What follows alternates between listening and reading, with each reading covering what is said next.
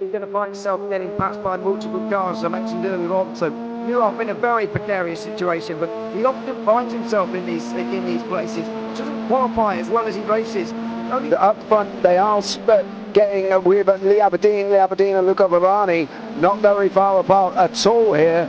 But I just want to see how Alistair Haight deals with Marcello Kessler coming around the old hairpin.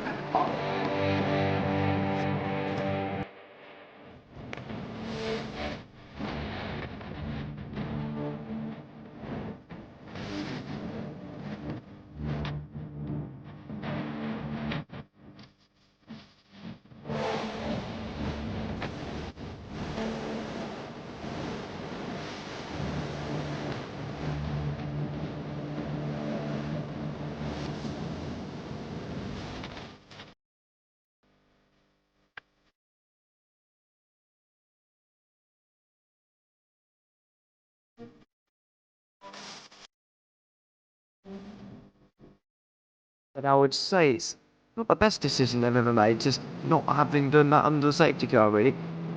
Yeah, they're taking their pit stop strategies from Ferrari lately, isn't it? What's going on? In turn one, just too much gas on them, too much feet on the out pedal, and approaches dropped him all the way down the order. But Philip Hammer is out in front by an 8.91 seconds.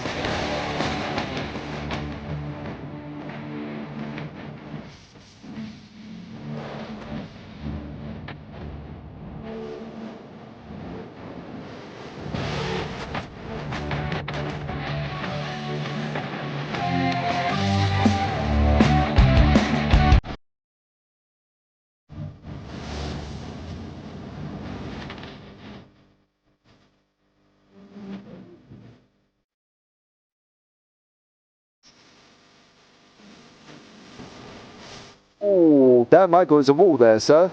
And it definitely doesn't want to be hitting that earlier on as well.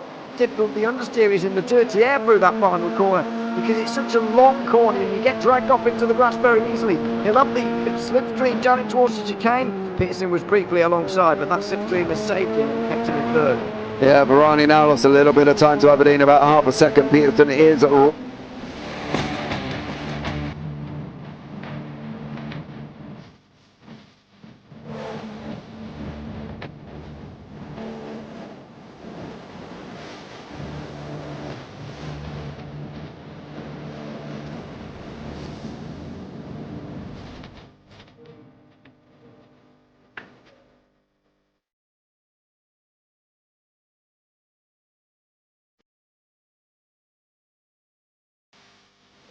Pike's pushed more and forward up ahead. He's got out of line. Is now Pike going to have a go at Werrell? Don't push him off. He's in the championship fight. Jack Werrell chasing down Carl Jacklin. Further down, Rob Williams and Chris Barnes. Sensational run outside line now though for the heavy braking zone. Around the outside goes the Audi R8. Look how much Miller's caught back into play. Exactly. Miller's just like dropping. He's not on second and change. All of a sudden, Miller's back in play.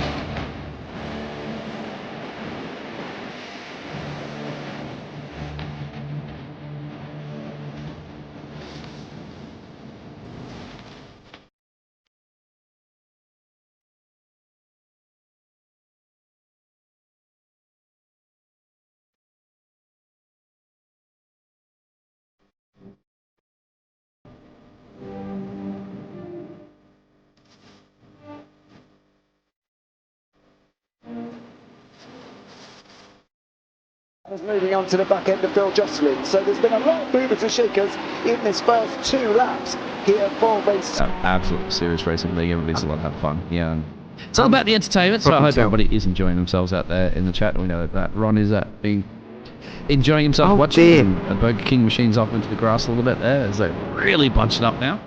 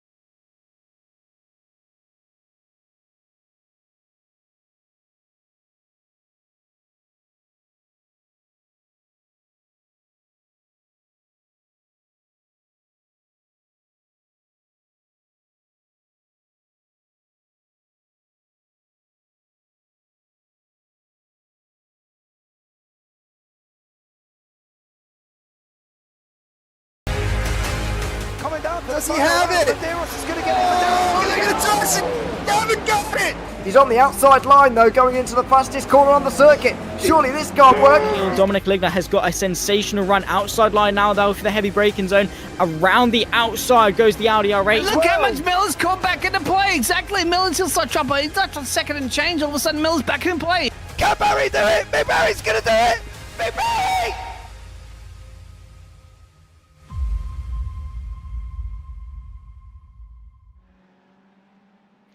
Good evening and welcome one and all to Evolution Sim Racing.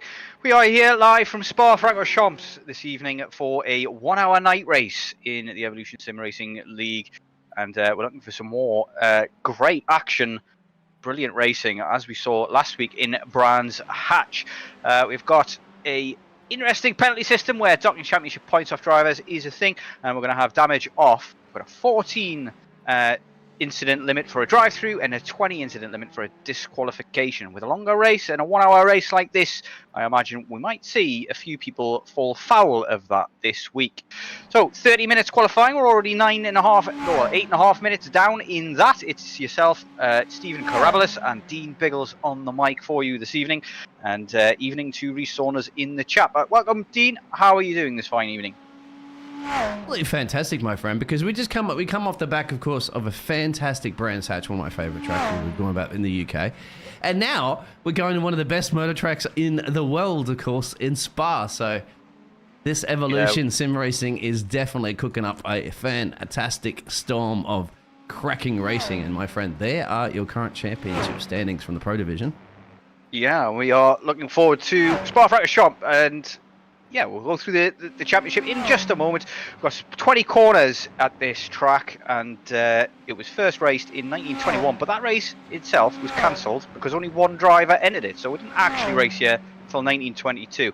I don't know if you've raced the original circuit around here, Dean, but the original course was deadly. It was fast, and it was terrifying to drivers. I've raced it on AC, and it was practically a street circuit, and absolutely terrifying. Very almost no barriers, and very high speed corners. It was very easy to lose seconds off your lap time if you just got one corner a little bit wrong or a little bit hesitant in those. But it was redeveloped last time in 2007 to give us our current course after of course last year's slight changes to Eau Rouge, just to open it up a little bit. And we've got lap record here of 1:41.252 by Lewis Hamilton back in 2020. Current race lap record is held by Bottas, of all people, in the 1:46.268. But the GT3 record, which is the one we're interested in for this evening, is a 2:16.252 set by Miguel Ramos in a McLaren 720S.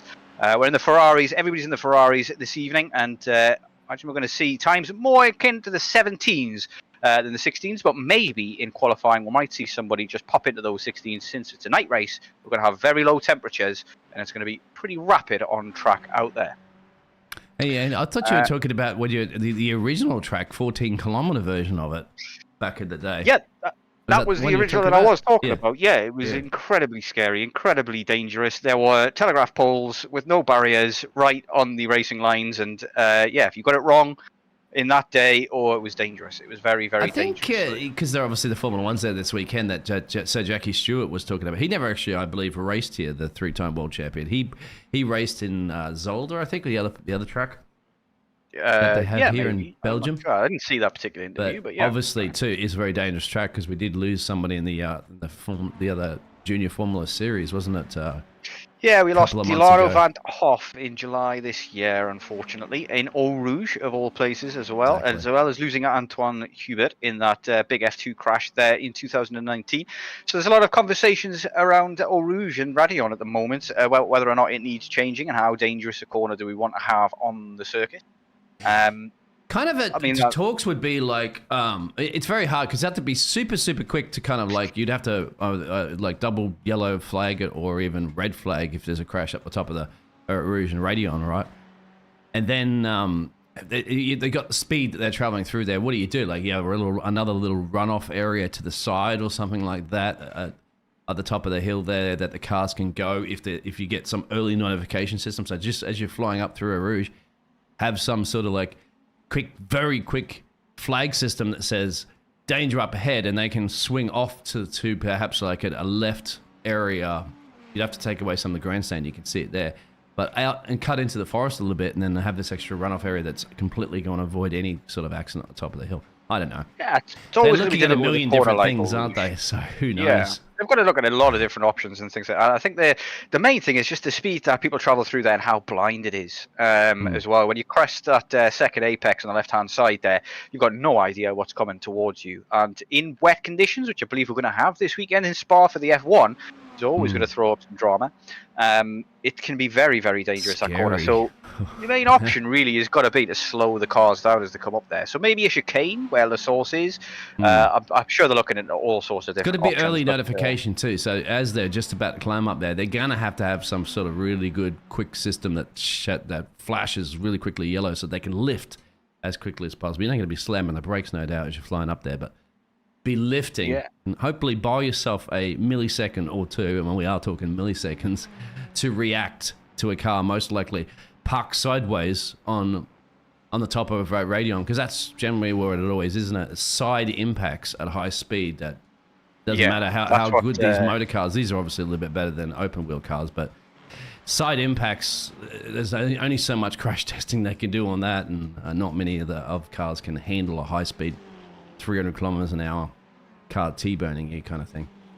Front and rear, great. You know, we saw, didn't we, the crash of Grosjean and stuff like that. Go through a fence, those cars are strong enough to handle that. But side impact, something else. You want to go over we go over the championship standings at the moment. There's your pro. Yeah, we certainly try and get on with those. But we've got a change in the lead at the top of the pros as Mark Thomas takes over control at the top of the pro standings on 147 points for CRN Motorsports, followed by Raz Harper with 145, and it's Rhys Saunders who loses out a couple of positions there and drops down to third for Team Year 1 and on 142 pounds. We've got Auramaz Zilinskas, who's made great gains in Brands Hatch after a good showing, and now on 135, and Paul Cowlishaw as well for a privateer team, who's also made big gains. Jamie Jenkins as well, and Philip McConaughey in P6 and 7 have also jumped up the leaderboard. We've got Mark Jardine in P8 and Carl Handwerk in P9, followed by Alex Fretwell, who's been looking very rapid here today in practice, rounding out the top 10, followed by Gary Mitchell in P11, who had a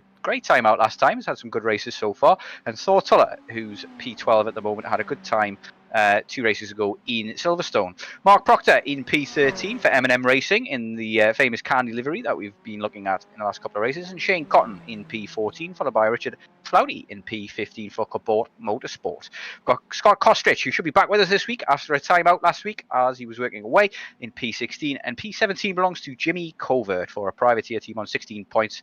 And we've got Marcus Law rounding out the Pro Series in P18.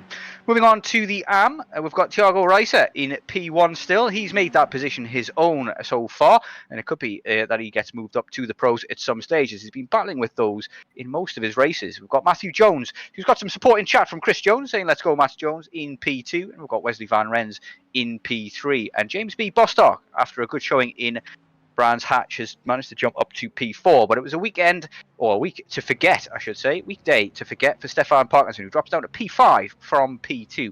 Got James Mookian in P6 and Robin Truswell in P7, followed by Martin Lee in P8 and Hussein in P9, who had a day to forget last time out in Brands Hatch, a couple of spins, but Stephen Donnelly is the man who rounds out the top 10. Got Robert Aston in P11 and Modestas Krasauskas in P12, followed by Sean Clark in P13 and Joe Glass, who made the headlines last week in Brands Hatch, in P14 for Glass Tech Racing. Craig Charles in P15, followed by Stuart Briley in P16, and P17 is Gareth Newton for Robron Racing. Moving on down further in the order in the ARM category now. It looks like it's Graham Matthew there, but I can't see as he's a little bit cut off. And it's going to be Chris H. Keenan in P19 below him, and Adrian Hadfield in P20, and Dave Clark in P21, followed by Jack Wyborn in P22, and Anton Hadfield in P23, followed by Danny Stewart and Rob Coleman, rounding out the top 25 in the AM class. We've also got 3 new guys joining us today, so we'll keep our eyes out for those. I believe Eric Bowles on the bottom of your screen is one of them. I've not seen him so far this season, but we have got a little bit of time here in qualifying before we get to the business end of it, start talking about people's lap times, to go over the penalties from Brands Hatch, because there was only the one, and it was a stewards getting involved there. Nobody reported this, but it was stewards. That lap 1 incident last time out resulted in a -4 points in Drivers' and Constructors' Championship for Rhys Saunders for causing a collision. The stewards deemed he had closed the door too aggressively on lap 1 and caused the huge pile-up that we saw at the very beginning of that second race. A lot of other drivers got warnings, however. JB Jenkins, Graham Matthew, Adrian Hadfield in particular, all got warnings for not really obeying the yellow flags and trying to take advantage of that pile-up and making it worse. So a little bit of a tut-tut from the stewards for that big pile-up, but I think they've done the right thing there by not handing out big penalties willy-nilly, just letting people get used to the situation and say, you know, if we see this again, maybe those big penalties will come rolling in. But we've also got a couple of other warnings. One for Ayrton Hadfield for his connection, a little bit too much bouncing, and another for racing incidents between Stefan Parkinson and Philip McConaughey, and another one for a racing incident between Matthew Jones and Adrian Hadfield, whereby one ignored blue flags. A little reminder from the stewards that blue flags do not mean you have to get out of the way, but be prepared for the slower driver to do so in case they jump off the line aggressively. But that is the roundup from last week. It was a fantastic race, Biggles, was it not? It gave us everything. It gave us really tight, close racing, and I imagine we're going to see a lot more today. Spa, renowned for its first lap pile-ups. Hopefully, we can avoid something like that this week. Yeah, reminisce, of course, of Formula 1. In Spa many years ago, they had half the field taken out. There is your current local time on there, 22:25. We're looking at about 20-degree air temperature and the track at 21. So it's getting around to be about the coldest that you're actually going to get in iRacing. I believe, is it 19 or 20 is the absolute coldest that I've seen? I had some 19-degree temperatures in my Spa 24 last weekend, which just to promote myself a little bit, big up the Stephen Karabelas. I came P4 in my 20th split, down at the bottom end of the table, but did rather well. I was covering another team as well too. It got down to that 19 degrees. Quite tough. I think they ended up finishing in 20th or something like that. There too. But they started last, so that's not too bad. But that's a higher split. But it's good to see you did well. Yeah, we had an entertaining race, to say the least. The full 24 hours. I only got about 3 hours sleep, 4 hours sleep or something like that. I was so excited about getting back in the car at 7 o'clock in the morning my time. And yeah, we had a fantastic race. We actually got punted and spun around on the very first lap before the race even started and ended up at the very back. And just slowly battled our way back through. No meatballs.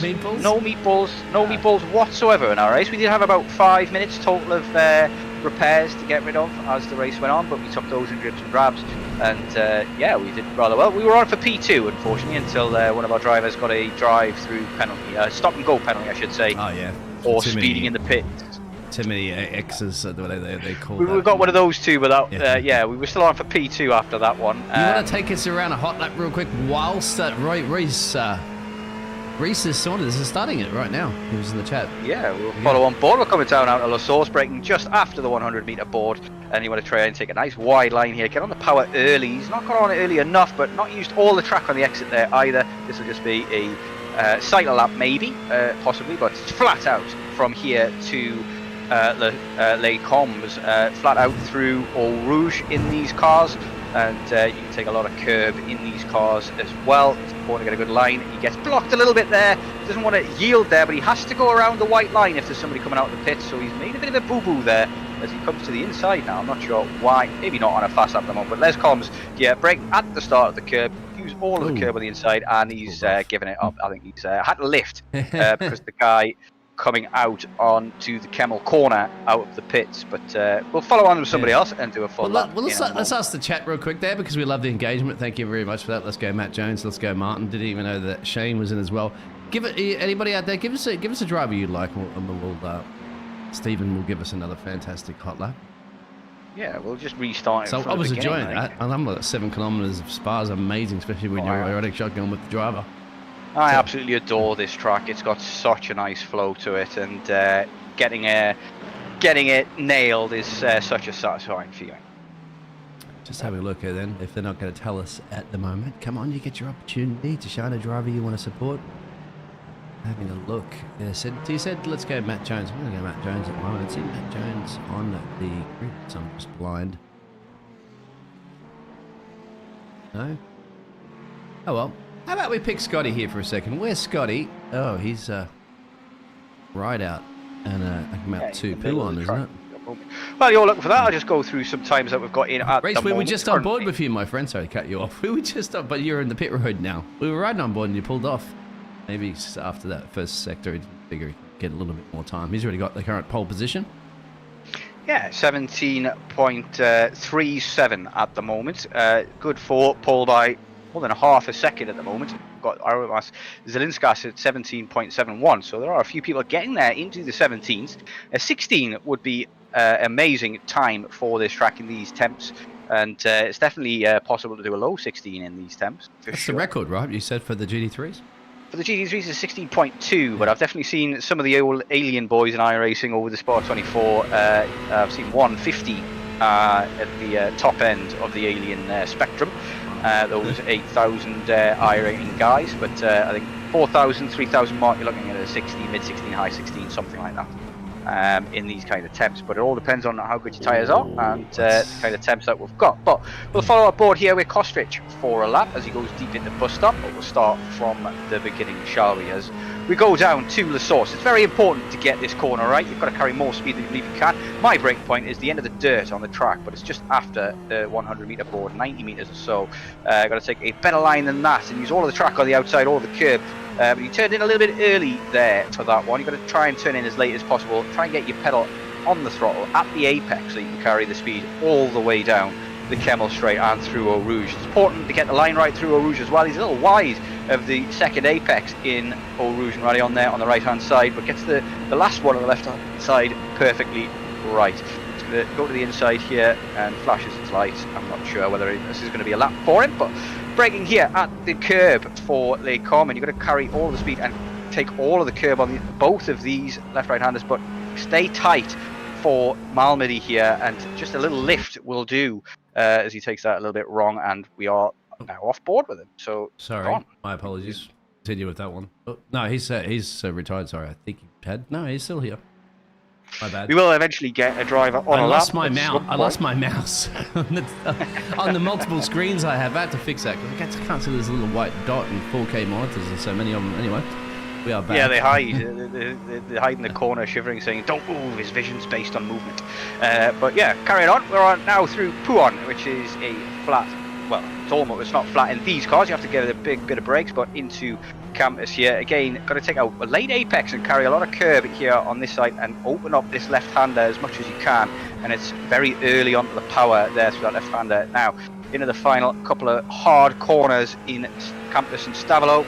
Stavolo is flat in these cars if you get the line right, but it can be a little bit awry on the rear end, especially in the Ferrari. Go on board now with Jardine, and but yeah, up through into Blanchemont. This is all flat out. Blanchemont should be flat out in these cars as well.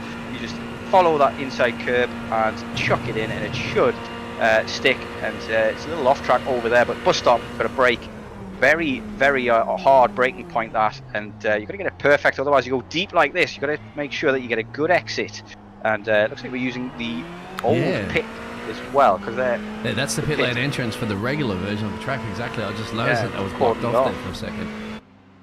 But yeah, that is a lap minus No Name and Bruxelles, but that's a lap of Spa. It's a tough track. It's hard to get it right. It's very easy to miss braking points around here and just go a little bit deep, particularly in bus stop. That's going to be a place for overtakes for a lot of people because so many people are going to get it wrong on the brakes into there. You can brake a lot later than you think you can. It's I usually go for the one Mississippi after the white line at the 150 meter board. To see Stefan Parkinson there, just bang, slices right up into P5. And that, because I saw him put a purple sector in there. Remember, he's in the AM class as well, too. So look at that, slicing right in the middle of all the pro drivers. Yeah, looking to prove, make a statement after Brands Hatch did not go his way after getting involved in that big incident, lap 1 incident at the beginning. And but yeah, what a lap that is. A 17.89 from Stefan Parkinson. A great lap from him. Still a long way off the 17.73 of Rhys Saunders, but he's currently P1 in the AM category, so he'll be happy with that. Reuser, who currently leads the championship, down in P3, on an outlap at the moment, will be looking to fight back. We've got a number of guys on their outlaps at the moment, looking to get there final laps in, as we see flashing lights in the background as people are trying to tell other people, get out of my way, I'm on a hot lap.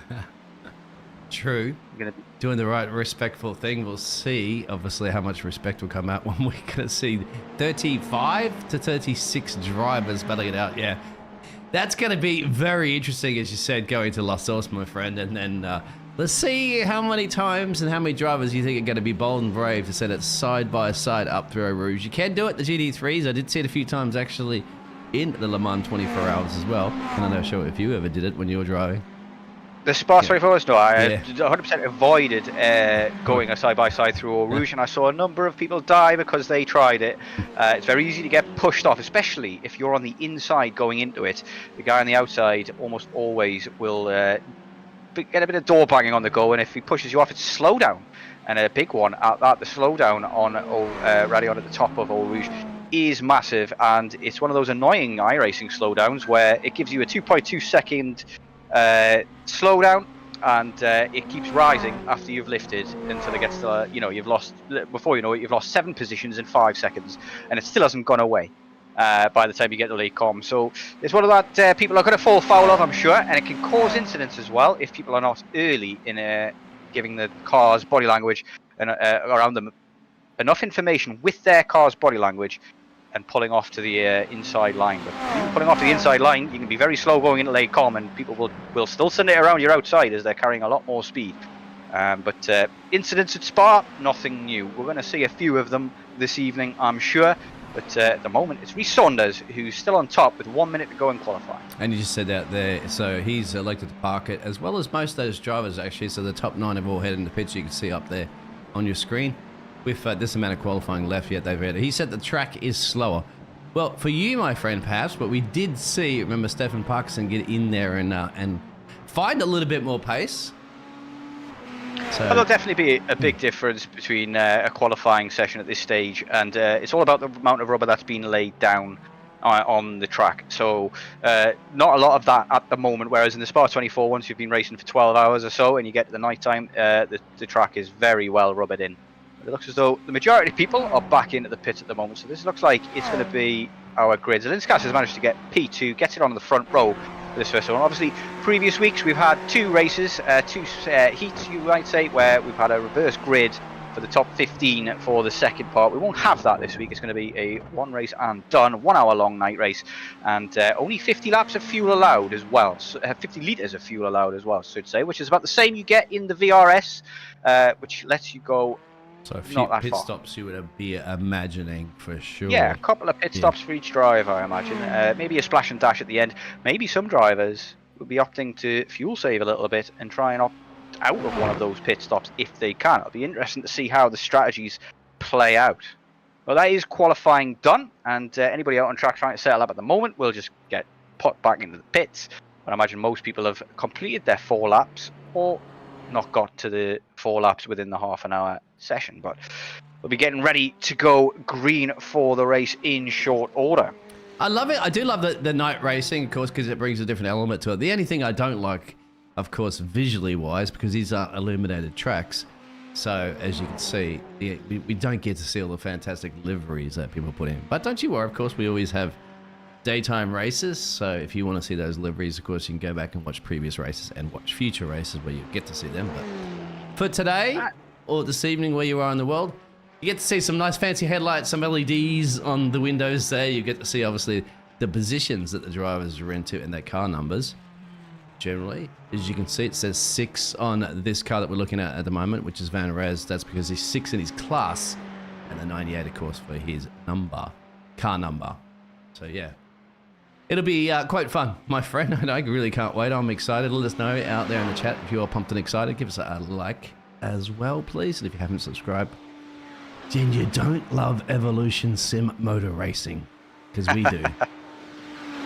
We certainly do, and it's given us some great racing in the past couple of races as well. So we're imagining to see even more great racing here at Spa. It's a track that really promotes overtaking, I believe. That Kemmel Straight is a great place to get it done. You also got down into the bus stop chicane, great place to outbrake people as well. But there are other places you can make moves as well. Bruxelles is a great place to make a move. I've even seen successful moves into Speaker's Corner or No Name depending on which way you want to go. There's La Fania or Campus as well. That's a great place to overtake. And I once managed to do a switchback in Pouon in these cars. So lots of great places to overtake at this track, and I imagine we're going to see a lot of wheel-to-wheel action. It's fan, and we got this one driver solely out at the moment, continuing qualifying session have ticked over, but he's out on starting another flying lap for some reason. So they get, see, as you can see the timing. So I guess the race control's deemed, go ahead, my friend. Track all to yourself. Yeah, I suppose he's absolutely thrilled with that. Nobody's going to slow him down at all, but it is confusing to me as to what's going on. But at the moment, not breaking records with his sector times as it stands. Not going out like that too, my friend, and that's it for him. I didn't know if he was going to get it in. Obviously, well, you said the fastest for personal best on that first sector, so for Wesley, but that's it. So eventually now, in a second, we'll get your grid, which you can currently see at the moment as well, too, up on the left-hand side, but we'll get the proper grid for you in a second. Yeah, we certainly will. Hopefully get a great race underway. Well, hopefully everybody's a little calmer than they were at Brands Hatch. But yeah, still 1 hour of racing to go. There's a lot of racing to be had. I'm sure people know that. And we'll be hoping to just survive the opening laps. I love this at night time because you never get to see Spa so much, all the buildings and stuff, because remember, it's not a massive track, as in like stadiums and things like that for numbers of people attending, but it looks great. It really does, like, to see all the buildings and hospitality suites and the grandstands and stuff like that. I'd say it'd be a fantastic track to go and watch any of these that would be live, any of the motor racing events that do happen here at Spa. It's even pretty affordable, I believe, for the Formula One as compared to things like Silverstone and Las Vegas and some of those other tracks where you need a small loan to get tickets as well. Speaking to James about that, James is like, how's it for a family man? Because he wants to, he's got to take his wife and his kids to these things. He's like, I'd be down for like $5,000 just for general admission tickets to take your family. He's like, it's just not affordable at all. Whereas you can go to any of these GT events, GT3s and IMSA and stuff like that, and quite affordable for your family. Yeah, I mean, it's F1, pinnacle of motorsport. But yeah, ticket prices are getting a little bit out of control. You're looking at some tickets at Silverstone. A friend of mine paid £600 per ticket for Stowe just for the Sunday.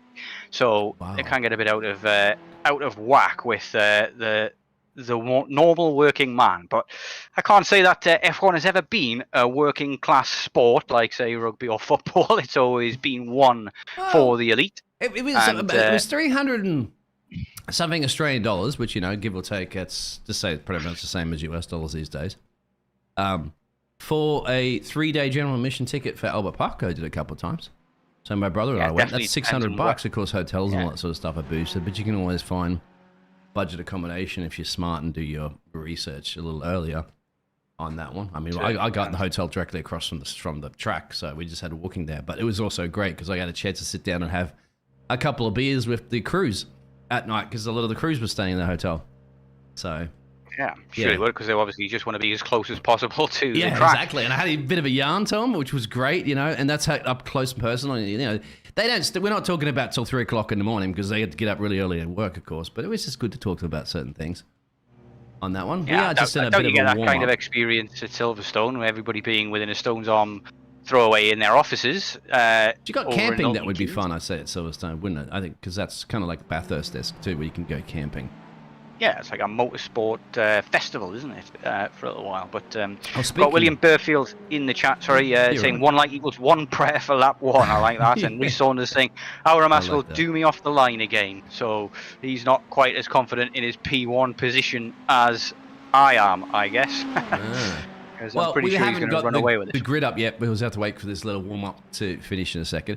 But I want to get back to that one. You're going to see, this is going to be exciting, some Formula 1 cars, Formula 2 cars, and some other formulas at Bathurst this year. Oh, that's going to be... Not for, obviously, an official F1 race or anything, but they're going to bring some cars there for some entertainment. So they really are kind of spicing. We haven't seen a Formula 1 car around Bathurst for some time.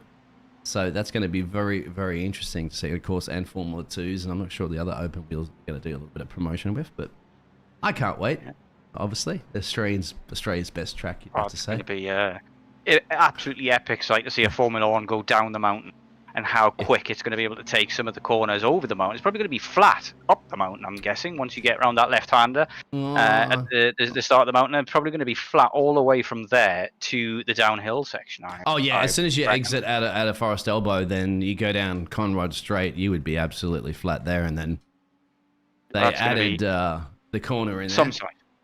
I can't remember the other corner. Geez, the corner is off the top of my head. I should know it off the back of my hand, but yeah, and that's that little left and right there, and then you go around the final corner and then start it all over again. Hell's Corner, of course, is turn 1 because it all turns pole-shaped if you crash into that one. Oh, yes. I've been there. I've been in that hell myself. Mitch Video says, sadly, I can't race this week because I'm at Spa. Been 10 years since I was at a race, precisely because of the costs you just mentioned. Well, enjoy your time at Spa. I'm sure it's going to be a once-in-a-lifetime. I mean, we are here at Spa, my friend Mitch, so you haven't gone anywhere. Are you in general, obviously watching the F1 this weekend, are you in general admission tickets, or are you getting some grandstand tickets? Just let us know. Let us know how rich you are. Obviously. Yeah, hopefully it's not going to end up like the race that never was as well. Obviously, some concerns over the weather this weekend for the F1, but no concerns of weather here in iRacing, because we are still yet to have the rain patch added. But we have seen a lot of information for the upcoming seasons. Looks like we're going to get a lot of new cars. That's been hinted at, and also more screenshots of the wet weather as well. So it's on its way, and I'm interested to see what they mean by a lot of new cars and how many we're going to get. I can't wait. And how hard they've been working in the background, because I love to see new cars in iRacing. They do such a good job of modeling these cars, and I believe a guy who tested the W12 at the time said there was only a 1 mile an hour difference between the W12R in real life around Spa than there was compared to iRacing around Spa, in his opinion.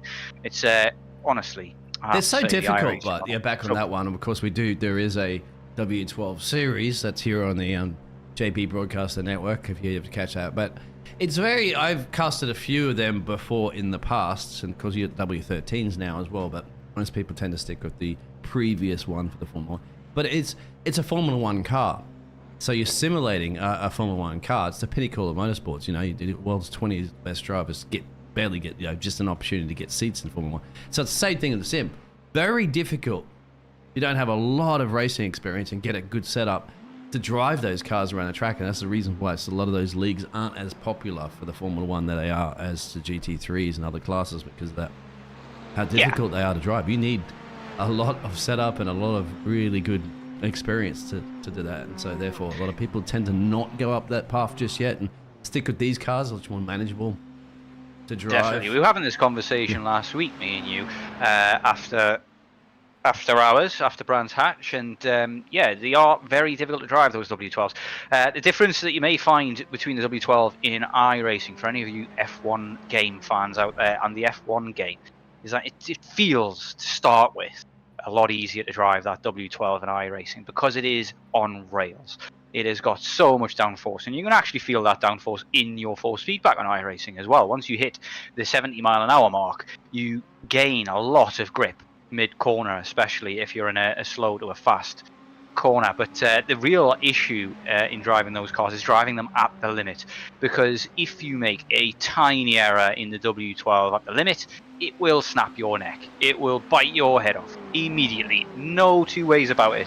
And if you get the car slightly unsettled, or you get the weight distribution a little bit wrong, it's just gone from underneath you. The back end will swing out, and you have got almost no chance of catching it as a casual or amateur driver. Even the pros really struggle to catch those cars. They are a handful when they are not stable. These guys having a drag off the line here, trying to get a practice started or something like that. Even I'm just although just having a one in the window there and have a I was going to say Sunday chat on Thursday. RPM Bagger in chat 1194 saying good luck all, and especially Matt Jones. A lot of love in chat for Matt Jones, and he did rather well in qualifying, I believe. We'll see the grid lineups and go over them again in a couple of minutes, but we'll definitely be following Mr. Jones on his travels today, and keeping an eye on him. Somebody I want to keep an eye on as well is Alex Fretwell. He's been absolutely rapid in practice before this session started. He's been up there. He got a very good qualifying time as well. See a number of guys in the 17s in qualifying. And I get the feeling that they're going to break away and create a pack of their own if they can get away off the line cleanly. But all remains to be seen. A lot can happen in racing, and Spa especially. It's a track that, in my opinion, promotes hard racing. You really got to squeeze people around here and deny them the perfect lines, especially into La Source and into Les Combes as well. So I'm looking forward to some heated battles around here. This series so far at Evolution Sim Racing has definitely not been short of aggression and a little bit of spice in the racing. Sure. Nothing like a bit of spice for your racing. Just real quick, because we're still waiting for that timer to come down for the warm-up session, and then we'll get those grid results up for you. But real quick, just to fill it in there, just to remind yourself of that championship there, Mark Thomas, Ray's Harper there, and Reese Saunders are your top 3. So look out for them one straight. All in the 40s, the 140 club. So they'll be looking to improve that one. Further down, of course, a couple more drivers. Just a handful of points outside there, and that is your championship standings, top 3 to look at there. But Diego, isn't he? He's kind of really starting to run away with that, 195 points. So we'll see if the other drivers can try to deny him more and more points this evening, because that warm-up session will be finished in a second. We'll get the grid. Still very early in the season, however, for those guys at the top of the table. We've got to get a very good result here as well, because we haven't mentioned this so far in the stream, but this is worth double points, this race. So ordinarily, you would get 50 points for a win, 100 points for a win here, and a bad day for one of your rivals could see a big shift in the championship. But here we have your grid for the Spa-Francorchamps race here at Evolution Sim Racing. We've got Reese Saunders on the front row with Aramas Zelinskas, who Reese thinks is going to absolutely trounce him off the line. We've got Raz Harper behind for Team Year 1, right behind his teammate, and Alex Fretwell in P4 on the second row. We've got Stefan Parkinson doing an absolutely fantastic job in the AMS, getting himself into P5 in amongst the pros, with Mark Thomas in P6, Paul Cowdershaw in P7, and Carl Hannework in P8, followed by Philip McConaughey in P9 and Joseph Sparra in P10. These must be one of the new guys. And we've got Joe Glass in P11 and Tiago Reuser in P12. P13 belongs to Mark Jardine for MRC, and Martin Lee for M&M Racing is in P14. Wesley Van Renz in P15 for Guarana, and William Burfield in P16. We've got Modestas in P17 and James Bostock, the league owner and administrator, in P18, followed by Matthew Jones and Stephen Donnelly. And we are green, but this is... Yeah, we'll carry on with that later, but it looks as though Aramas did get a good start and already is down at the inside, straight into Eau Rouge, because we're using the old pit straight, and there's a bump of wheels for Reese and Aramas, and Reese eventually tucks in behind and tries to get the slipstream, but already 3 wide at the front. As we go down the Kemmel Straight, it's going to be a tight affair into Les Combes, but it looks like Aramas has got the get up and go to take the lead, and it looks like Reese has lost 2 more positions there to his teammate and to Fretwell as well. Great start for the guys in P2, 3 and 4, but Saunders down to P4 already as somebody else is dropping down the order, but a clean start for the most part, and everybody's through Les Combes as we come down into Bruxelles, and Aramas has taken the lead in stylish fashion. Got off the line very well. Reese Saunders called it, and but still a long way to go. It's a nice even train as we've got a bit of side-by-side action there going into No Name Corner, but it looks like they've all sorted themselves out and are back in a single file. This looks absolutely fantastic here in the night, in the lit parts of the track as guys file around. Is this looks almost like a formation lap at this stage, but obviously people are overtaking, and it's not. But Sarah Cardesla, should say. I'll try and practice that again for next week. But still not got there. It's gained 4 positions, as has Palot, who's another new driver there in the AM category. But it's Saunders who's the bigger loser here, losing 3 positions, and Lee, who maybe got spun around, losing 8 at the back of the field at the moment. Scotty as well, at the moment, he's staying in his same position. A couple of drivers around him, Robin Aston there and Mark Proctor, have gained some of the positions, and everybody's lighting in astern, as you can see. We'll go back in a second, have a look at the race start. Sorry about we're not calling the race start perfectly, my friend, as you know, because we've got a bit of a grid to go through. That doesn't really give us a great deal of time, unfortunately. You have iRacing to go through the grid. It just pops up for a second. Whoa! And that's Who is that off? That is Harper going, Reese. trying to go around, and that's Reese around in the bus stop. He can't get going again. He can't rejoin. He's God, that's terrible. That's a terrible rejoin. He had to stay put. He just decided to move anyway. He got away with it, I suppose. Nobody hit him. That was a risky manoeuvre for him. He gets a slow down for going off the chicane and not using the whole of the track, and gets going again, but he's lost big positions there, and Harper has managed to get Zelinskas out of the source as well, and leads him going on along the Kemmel. Maybe Zelinskas is going to be able to get the tow and get him back into Les Combes. It's Fretwell behind in P3, who's waiting to just pick up the scraps from any untoward business ahead. Look at this, defending the inside hard is Harper, not giving the space, making Zelinskas go the long way around, and Zelinskas gives it up and just breaks early and slots in behind, not willing to risk his race just at the moment. It's got Fretwell for company, but we've got a nice little group of 5 cars now at the moment, down to Cowley Shaw and Parkinson, all the way down the Kemmel Straight at the moment, looking racy as it stands. But Jones, good start from him, up to P5 in class, now P4 as he gets past Reiser, and gains a position on track there as well. Reiser maybe made a mistake there, but Glass up in a P2, having a fantastic race so far as well. These guys split by 3 or 4 pros at the moment. But let's have a recap of the start, get a decent camera angle. At the moment we're looking at the back of buildings, but there we can see the cars just behind those buildings there. Believe me, they're there, as we now see them coming to focus as they go through Eau Rouge for the start, using the old start for this one on the run. Oh, there it is back here. Sorry, I don't think you're seeing it properly because of that's the chopper and the blimp cam as well. Yeah, that was a bit of an accident that happened a little bit further back. We'll see if we can get a specific thing about that. This is where Mark went around. Let's have a look here. Mark Robinson for Robton Racing. Yeah, it's just even out, just basically just at the start of the source there, and it's a bit of a pile up of those cars behind, nowhere to go. That's Mark there in the Castrol. Actually, he does eventually sneak around there. I think it's Chris that was involved there, Rob Coleman as well. We'll go back to the live pictures. Yeah, no problem. So, Harper leads over Zelinskas, over Fretwell, over Thomas, and Cowley Shaw makes up the top 5. We've got here, got a little battle here with Conaghy down in P9 at the moment in class for the pros.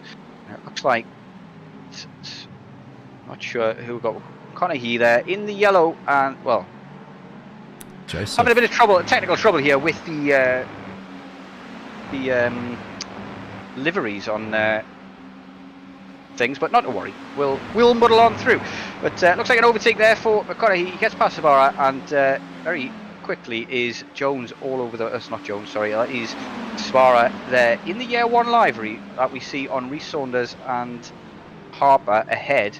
Looking again for the overtake. Looks the inside, gets it covered off, and has to go the long way around. That's good defending there from the 169 car of McConaughey.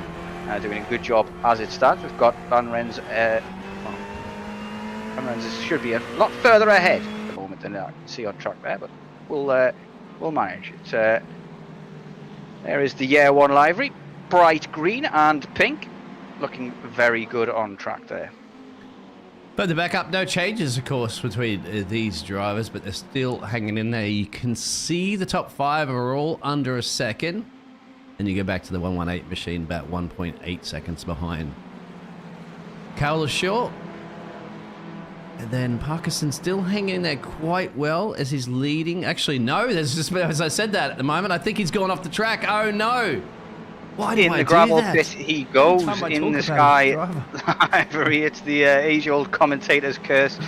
Can't be helped, I'm afraid, Biggles. It's we're just going to do our job and hope for the best. Let's see how this goes wrong. Where are we? We are looking at.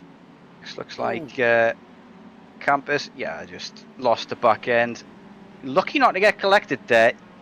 Go into Fagnes or Campus, whatever you want to call, but he gets going again. No damage in these races. The cars instantly repair themselves. You get a little bit of damage immediately, but it's quickly fast repairs.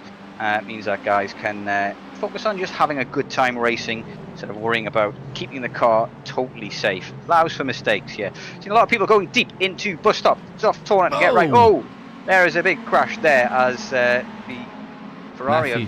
Matthew Jones gets a bit sideways and hits the loud pedal a bit too hard there out of bus stop. Gets a bit sideways, and the guy on the inside had nowhere to go. I think that was Palo, or it could have been Kostrich, but I think it might have been Palo. But he gets past in the end, and we're going to see more of that kind of action as this race goes on. 8 minutes down, and it looks like Harper is holding on to P1 well at the moment. It can be tricky to overtake here at Spa, given the nature of the track. It's sometimes hard to get around the outside, especially up the Kemmel and into Les Combes. It can be a tough place to go around the outside. But if you do get alongside, then the guy's got to give you the space on the inside for the next left-hander. But there's a right-hander. We see more wheel-to-wheel action there. That's between Flouty and Kostrich. Kostrich hang on to the position, just like I said, defends the inside into Les Combes, and that makes it very difficult for the guy to make the outside. But he's got the inside run now into Bruxelles. This is another good overtaking spot, but he does not brave enough on the brakes, and now he's got more company from behind in Flouty as well. So he's getting heated here as people are starting to look to get past any which way they can. As slow down there maybe for a car on the racing line. The guy's going around him. Looks like that may be McConaughey, and the 169 car getting a slowdown just before Pouon could be dangerous, but he's managed to navigate that quite well, and he's let a couple of people through.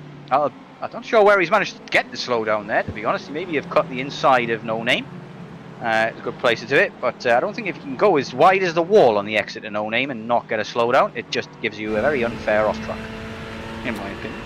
It's getting really spicy at the top end as well too. You can see they're just within 2/10 at the moment, the battle here between P4 and P5, and he's going to be looking at maybe going for this suit. You can see the track map. I pulled up the information at the bottom right hand side. The battle for third in class as well, in the pro class. Remember, the pros are the red, the blues are the AMs. There are your top 5 in your pictures on the screen right now. Is about to start another lap around here. The amount of laps do not matter. The time does. 10 minutes down into this race and 50 odd minutes to go. Pit stops will be expecting, you said, what, the fuel about 20%, if I'm not mistaken, you said? So 50 litres is about 50% of what we've got in Spa, and that will go 25 laps. So I expect people to pit after about 12 to 14 laps or so. Obviously the cars running less fuel use less fuel as well. So there could be a number of guys, especially in trains like these, that will be lifting and coasting to try and save a little bit and go that extra lap. The overcut can be powerful, but we may see a move here from Zelinskas. Defending the inside goes Harper, and this is going to make it difficult for Zelinskas to get that move done. You've got to be very, very brave on the brakes and send it deep. And it's a bit difficult to get that one right, because you've got to be braking a lot later than you usually would on the racing line, because you've got to keep your car alongside. And it's risky. It's definitely risky, that overtake, as it is into bus stop as well. Another place you can outbrake the man in front, poke your nose up the inside, and cause them a problem for the exit of bus stop. But it's definitely possible to overtake here. Not like Brands Hatch last week out, where it was extremely difficult. There's definitely places you can make moves here. And Zelinskas at the moment just seems to be biding his time. Doesn't want to try anything untoward or out of left field. Just wants to carry on. The pace here for these front 5 guys is going to be relatively similar. So leading the pack is probably not the best option as it stands. Got a replay here from James Pallett for you to go through. Going off a little bit there back onto the track, and luckily just moves out of the way too, of course. He's down in P23 overall and P9 in class for the AMs. Still back at the battle for the leaders of this race. Because any one of these drivers at the moment, my friend, could take the lead of this race, no doubt, when you get those pit stops and stuff like that that are occurring during the race. Because look at that, they've got a big gap to 2 seconds now to P6. So they are in this little mini class, like the upper pro class battle, per se. Yeah, some of the pro guys struggling here as it stands. 5 AM guys beating pro guys as it stands, and one of those AM guys, Parkinson, had a spin as well. But we've got some side-by-side action here as they're getting a little bit spicy between Rhys Saunders, Matthew Jones, and Scott Kostrich on your screen at the moment. That's Rhys Saunders there in the pink and green liveried car on the back of the red liveried car of Jones, I believe that is.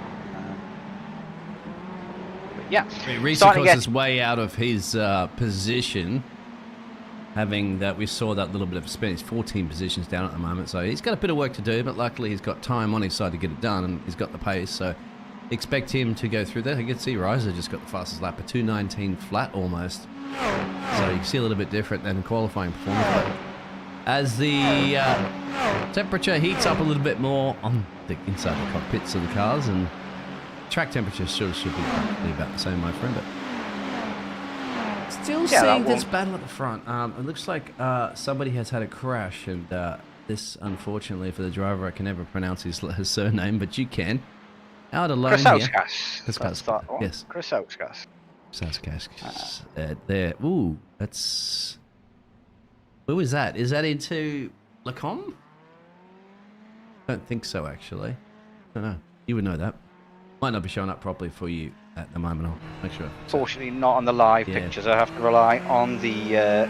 but I think that is Lacombe. You are correct. But yeah, I get that a little bit later. I get that at the same time. I'll have it showing there for you too, my friend, so that you can have a look at that one.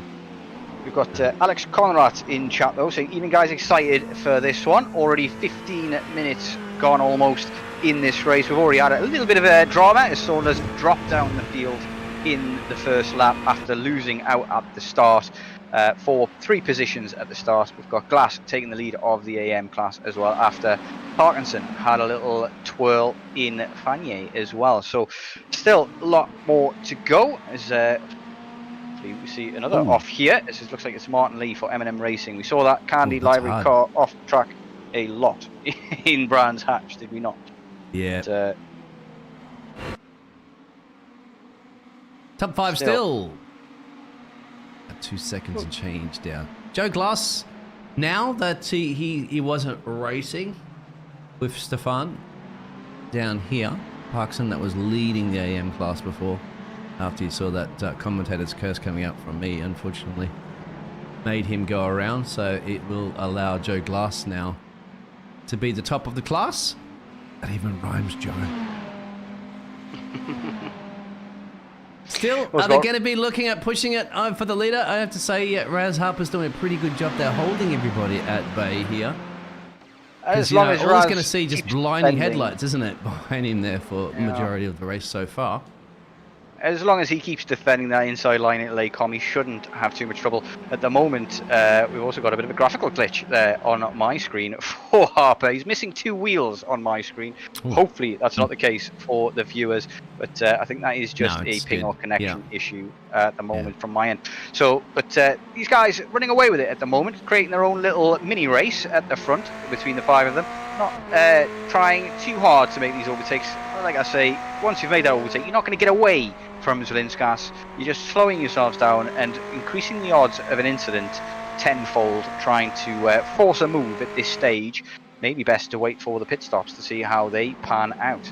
But Harper doing a very good job, like you say. Don't want to curse that man as well. But Rhys Saunders already making his way back up, gained himself 5 positions back after his first lap spin.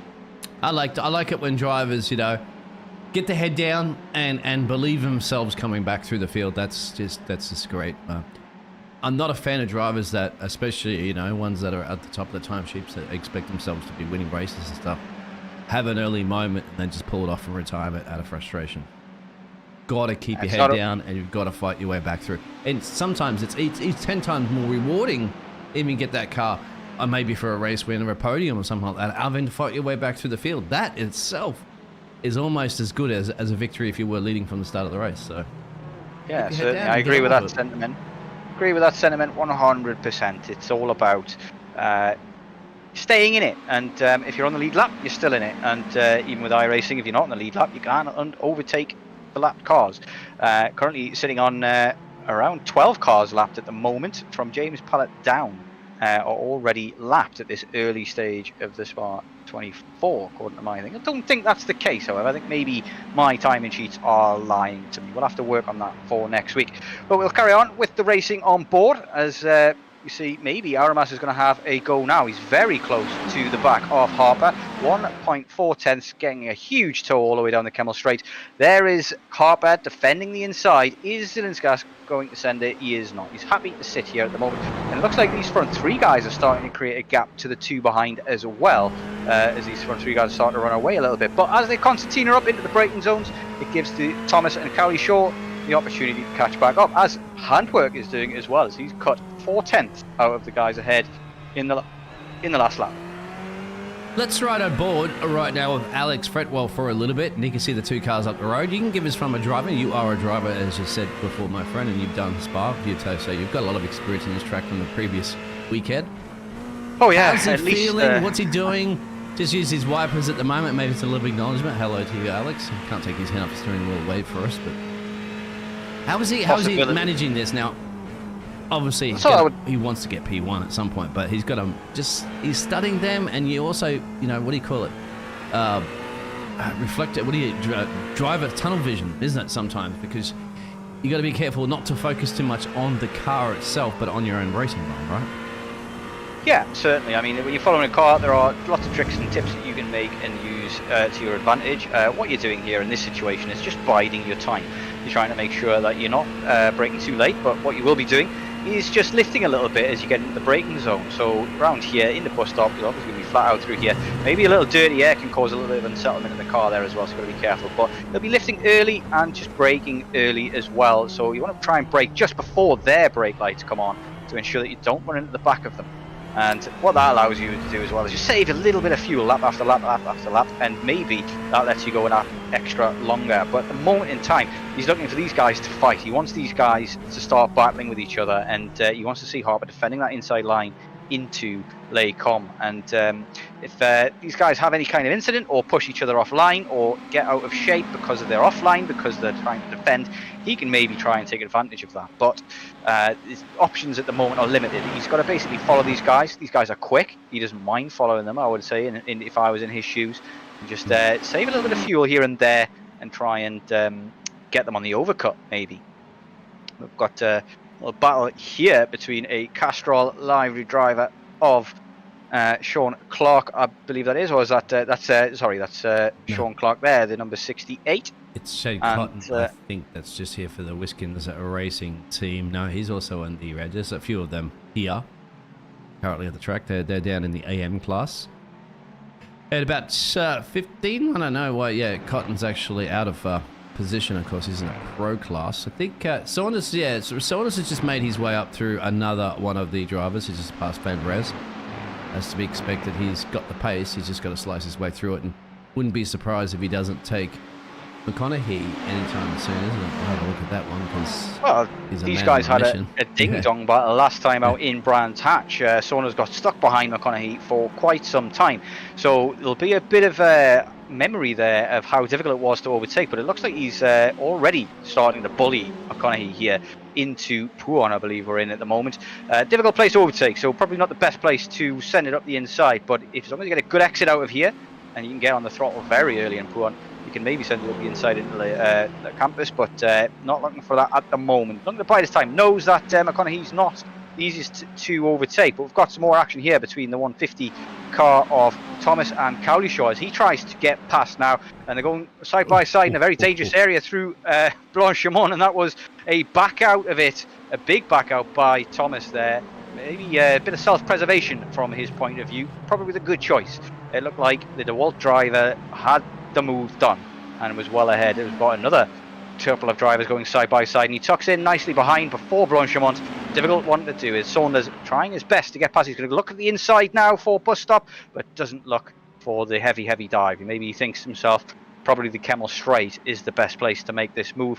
He gets a very nice bus stop there, using all of the track on the exit is McConaughey, and but doesn't get the exit he wants. Maybe he's defending now the inside into Les Combes, making Saunders make a decision, comes back to the racing line as he's not got any overlap. That is not a move under braking in my opinion, but he gets spun round as he's slow through La Source, and that is going to be a racing incident, probably a penalty for Saunders there as he hits the back of the car in front, and now he's stuck, he's stranded, he cannot spin the car back around. He's got a lot of space there though, if he did want to try and do the 180, he's doing the right thing though, biding his time, making sure he rejoins safely. It is an automatic penalty for a poor rejoin in this league, and you do lose championship points for that as well.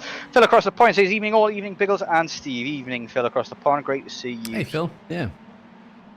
Handwork now has joined the back of the battle at the front, however, so getting exciting at the top. Not much in the way of a difference between these drivers and their pace, and Handwork's managed to catch up by the probably due to the fact of the concertina effect ahead of him, slowing the guys up in front. Seeing at the moment there's a nice big battle here between Martin Lee and Sean Clark, down for 12th and 13th in position. It looks like Sean Clark's going to definitely go for it here right now. He can't send it up the inside too much into Lacombe, has to tuck in behind Mr. Lee. What did you think about that before with Saunders? Do you think it's running out a little bit of patience, as you said, reminiscences of memories back into Brands Hatch of being caught behind him or stuck behind him for some time in there, and just honestly, too loud on the loud pedal coming out of the corner? I don't. Honestly, I think it's just a very easy mistake to make there for Saunders. It's a very human mistake to make. He wants to make sure he gets a superb exit out of La Source, and he's taken a wider line there, I believe, than McConaughey, and got on the loud pedal earlier. He definitely wasn't on it too early because he didn't spin himself, but I don't think he expected McConaughey to be as slow on the apex as he was. It's definitely 100% on Saunders. I think you can't hit the back of a driver in front and blame them if they're going slowly through the corner. But yeah, let's have a look on board and watch it again. This will give us a better idea. So a bad exit out of bus stop for McConaughey as well. Set this up a little bit, but he defends the inside hard here, going into La Source, and then sweeps back across the track, which is fine. Not a move under braking. Gets a bad line through Lacombe though, and just gets shoved there. Yeah, it's definitely on Saunders, unfortunately. Probably going to be either a -2 points in the constructors, or possibly a warning if the stewards are feeling generous. But definitely on him. He just maybe had to be a little bit more patient, and he had to leave himself a bit more of a gap. But here is Cowlishaw and it's Thomas again battling for the lead. We've had somebody go off at the front. It's Fretwell, who is in the pits early. He's decided to go for a very early pit stop here and maybe undercut the guys ahead, but Thomas and Cowlishaw at it hammer and tongs. 2-second gap between them and Zelinskas and Harper, and these guys are battling it out hard, and they've got handwork now for company as well. Look, pick up the scraps from any incidents between the two, but Cowlishaw unable to get the move done. Thomas defended it well. Yeah, absolutely. So he went side by side through Lacombe. Got another you can see the brewing track map at the moment, so look out for the black dot. That'll be the one, as well as on the timing tower is the car that we're on currently at the moment. It'll also show you the car down the left-hand side.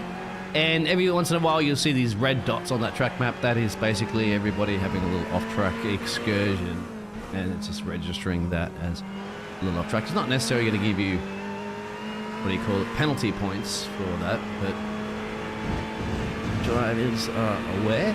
And this is still there, so I think still Zelinskas can do yet, isn't it, about taking the race lead at this point? Wondering how much those penalties that you mentioned there will come into effect here as well. I can see off tracks, but it's for the entire session, I believe, in our timing boards.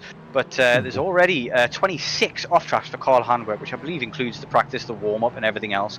But 26 means that a few of them must have come here so far. But we have got some side by side action here between the 134 car and the 118, as Handwerk now gets the outside into Lacombe. It's going to be some side-by-side action here through this corner. It's going to be difficult for the car on the inside. Big bump there as he outbrakes himself, the 118, and that's a bit of a punt to pass. That was a bit naughty, but they both survive. Big flash of the headlights there from Cowlishaw. He's unhappy with that one, and hopefully he's going to give them position back down the Kemmel Straight, but I don't think there's that much respect between drivers at this stage, unless ordinarily with pro drivers or racing drivers in any kind of competition, unless somebody tells you to give it up, you don't give it up. And our race leader's gone in as well too, so I keep an eye on that for the pit stops. We're starting to see that now. 34 to go. Looks like Martin Lee just got an overtake there too on Mark Robinson, but they ain't finished yet. We've got Shane Cotton just lurking in the background. I'm just going to see if we can go on board with Shane Cotton and see this battle up the road between these two drivers. You can see it there as it swings it over to the left at the exit of the bus stop. Gets on the power. And La Sauce coming up, of course. It's tasty, La Sauce, that's for sure. Makes you foam at the mouth if you get it correct, isn't it? Because you got to get some great exit speed here, because you got to climb your way all the way up. And I don't know, that car didn't go on the pit road there, entrance. So is it side by side still? I think they are. No, he's gone into the pit. He's gone into the pits, yeah. Definitely gone into the pits. A number of guys coming at the pits now for their first stop. So we're going to see a little bit of a shake-up in the order for the time being, but Zelinskas still in the lead. He was P2 when Harper came in. Harper choosing to pit lap early. Maybe Zelinskas has managed to save that extra fuel and go that extra lap. Also saw, who was it? It was Where's he gone? He's it was Alex, I believe. I've lost him now on the timing screens, who also pitted early and has disappeared. Yeah, Alex Fretwell. Yeah, he's down at P24 currently at the moment. There he That's is. why we don't show all we can't show all the 36 odd drivers. There's a lot to go through. I should probably post that live timing out there if I get a chance. I'll try to do that next week if it's there, so that you can keep an eye on it yourself out there as if you're watching the races, because there's a lot of drivers to go through, and we got to try to capture as much action as we can, possibly. Definitely. And especially with the pit stops as well, it starts to really shake things around, and so you have to kind of pen where everybody's going to come out, how they're going to come out. I'll show you in very, very soon as to that pit stop scenario there. As you can see, we still have a lot of drivers to yet make their pit stops. I won't leave that up too long because it does take up a lot of screen space when I actually see these cars. Mark Thomas is going in. Carl. So is Handwork and Handwork, as well. yeah. So there it is. The pit. Some of these cameras sometimes don't really work in the pit lane entrance because it's not the conventional one. Remember, it's a little different. Certainly isn't, yeah. So you join the pit entrance after the source on this layout, but Zelinskas going a lot longer than everybody else. Remains to be seen how that strategy is going to play out for him. It's interesting to know as well how many drivers know that collisions are now on in the fast lane, in the pit lane as well. Oh. How many drivers come foul of that? Really? Because that has changed very recently as well. You still goes through cars off the road, in the pit lane I should say, in the pit stalls themselves, but if you make contact with somebody on the actual road in the pit lane, you definitely can't spin them around. Seen it happen even with the pit limiter as well, so that caught a couple of people out in the Spa 24. But, something went a little pearl shaped at the moment too, because it's showing Scotty has jumped straight up to P1, but he's not at the moment. Yeah, certainly not. But Zelinskas currently leading the way. Harper was in the lead before Zelinskas will go, but ordinarily these timing tower glitches sort themselves out when people cross sector time lines and get their sector times in and so on. So that'll organise itself back out, I'm sure. Burfield and Trustwell also doing very well. Robin Trustwell they're leading the arms at the moment, but hasn't pitted. So I imagine it's Roycer and Glass who have pitted and will maybe jump Trustwell when he goes in the pit. But Roycer has managed to gain a position on there on Glass. We missed that in the pit stops, I believe. Roycer, I was about to say before, there was a battle brewing as Roycer was catching Glass hand over fist. He was really closing that gap in very quickly, and a bit of damage there on that Ferrari. The back of the Ferrari there looked visible there. I'm wondering whether or not that's another glitch there with the damage not being off. I want to see if our race leader comes in now. Or has he passed it? Not yet, no. The race leader coming through the source. Yep, there is. And he's in there at the moment. So yeah, he can't go much longer than the other guys because obviously they've all got a similar sized fuel tank. But he would have saved a fair bit running behind Harper. Where's Harper? Here he is now. Harper coming through Blanchimont at the moment. So down in the bus stop. And with traffic too from Robin. Currently behind Robin Trustwell, and he's trying to get that move done early. Goes down the inside into bus stop, doesn't want to waste any time. Trustwell very compliant, gives plenty of space going wide, and holds up Thomas behind a little bit as well on the exit of bus stop, but getting out of his way as well, and not wanting to get too involved in this pro fight as it stands. But down at the inside, sitting in the pit road still. It's Zelinskas now exiting. And here's Harper. Don't think he's going to keep the position then, because Harper already on the pit straight and up to full speed. There he is, as Aramas is going to trundle out of the pits. He's going to be very slow down the Camel Straight, all the way down the Camel Straight. Here he comes out of the pits. We're going to see the headlights there behind. There. No, he's got him. Raz. He did beat Raz. There behind. So yeah, he's done it. But he's going to catch a lot of time down this pit straight. That 5-second gap that you saw as he came out is going to drop and drop as he carries a lot more speed down the Camel Straight. But it looks as though he's done a good job there. The strategy has paid off big time for Zelinskas.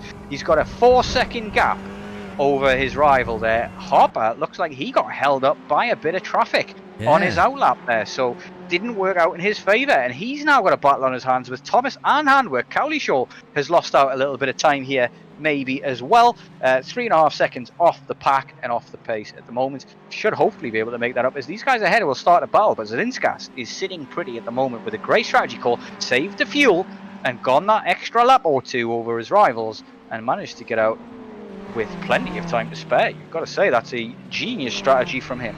Yeah, and also you'd have to say for Rhys Saunders, it's planned out for him because he's now back up in P6 in class after dropping way back down. So he's managed to regain his position. He's only down 6 positions now. So it's worked out for his pit stop. And because I just noticed too, he was gunning in some fast laps too. So is that the this battle here that he's in as well is also for position. He's on the back of Reiser, leader of the AM class at the moment, who he's managed to do glass in the pit stops, I believe. And he's got a bit of a roadblock at the moment. Reiser not slow by any stretch. He's been battling in this kind of area in the pros for quite some time. He's a little bit off the top guys in the pros, like he said in his interview last week. But it's definitely not too far off the pace. But this man in his rear view mirror at the moment is definitely not off the pace and is looking hard for this overtake. It's a hard place to make an overtake here in Blanchamont though. Ooh. He's going to go for a risky move around the outside. He thinks better of it, backs out of it, and maybe thinks probably the Kemel's the better place to go, or maybe he's going to send a dive down into the bus stop. Reiser isn't looking like he's fighting this particularly hard. Doesn't necessarily want to cause himself an incident. And no. Saunders has been involved in a few. I know he's listening. Yes, I'm exactly. not trying to say anything untowards towards driving. We're not going to see a deja vu moment, are we? And maybe that Rise has got a bit of a call up before to say, look, you know. He's got an overlap before the corner this time around, so choosing a different approach this time, and he's got a good run out of the corner as well. And the inside line in Eau Rouge, Reiser would be a madman to hang it around the outside here, but they may just go too wide. No, just lifts a little bit and sticks up the inside and gets a slowdown. That's going to be a slowdown there for Reiser, and that's yeah, he's backed off big time there, as you can see. Took too much of the curb on the inside last apex of Eau Rouge. Big slowdown there, and that could cost him to Glass as well, who's already overtaken him. Oh yes, you're right on that one. So that's just like that. There it is. So Joe Glass gets that because of the slowdown. So you're kind of wondering at the moment, was it worth Diego to battle it out so much, or just, you know, go on, let Sanders through there at another part? I think he was damned if he did, damned if he didn't in that situation. He maybe could have lifted a bit earlier in Eau Rouge, but that would have cost him a lot of time down the Kemmel as well. But he had to avoid that. He had the opportunity to avoid that slowdown regardless. He just got back on the accelerator a bit too hard and messed up his line through Eau Rouge. I think that is not too difficult a move to do for him. And he just made a mistake. We've got a car off there in the background there, into the grass on the side there. Not sure what was going on there, but we'll come back to that if we can. We've got a big battle here still with Handwork and Thomas. Handwork, the 118 car, all over the back of Thomas, the green 150 at the moment as they head around into Blanchamont. And difficult place, like we said, so dangerous to make a move there. You can't do it, you can't go side by side through there, but you're putting a lot of trust on the guy on the inside not to push you off. A lot of these guys will probably be thinking themselves, we'll probably just wait for the Kemmel Straight and Les Combes to make the move and make it nice and safe. But as we've seen plenty of times there before with Harper and Zelinskas, it's a difficult move to make into Les Combes. Absolutely correct. Great racing. We've got a lot of mini battles that are occurring. So the battle here, obviously, with Thomas and Hardwork. You got, well, that fantastic pit stop, didn't it, from Zelinkas, because he's going to about 4.7 seconds there to Harper. That'll be a little bit low race. We got Lee tucked up on bobbles, just battling it out there. We've got Fretwell and Burford. You can see on the left-hand timing. There was a couple of cars that has gone off. Looks like Raz Harper's gone off the track a little bit.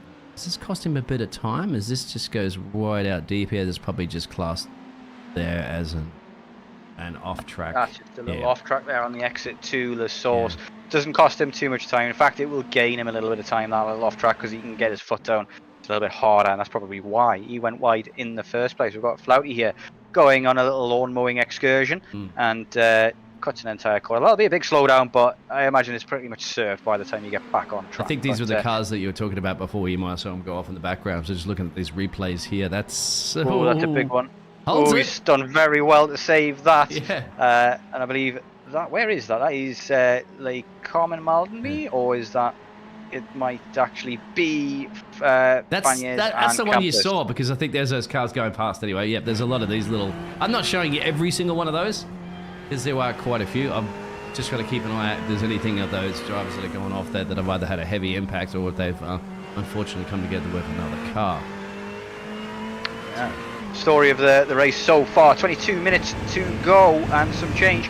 And it's Zelinskas who currently has pulled the masterstroke in the pit stops, going the extra lap, saving the fuel, and getting the jump on all of his rivals here in a nice, healthy lead at the moment. And this, with a double point race here, is huge for his championship strive as well. We've got some great action here coming now into bus stop. Oh. Late lunge there into the bus stop. Doesn't get it done, but that's the 118 car of Handwork trying to bully the man in front into making a mistake, but he gets it all wrong himself and loses a lot of time. And now that opens the gap a little bit to him and Thomas. Thomas maybe now looking at the back of Harper ahead there. We've got a car in between Mark Thomas there on track, I believe that is, and David Clark as well.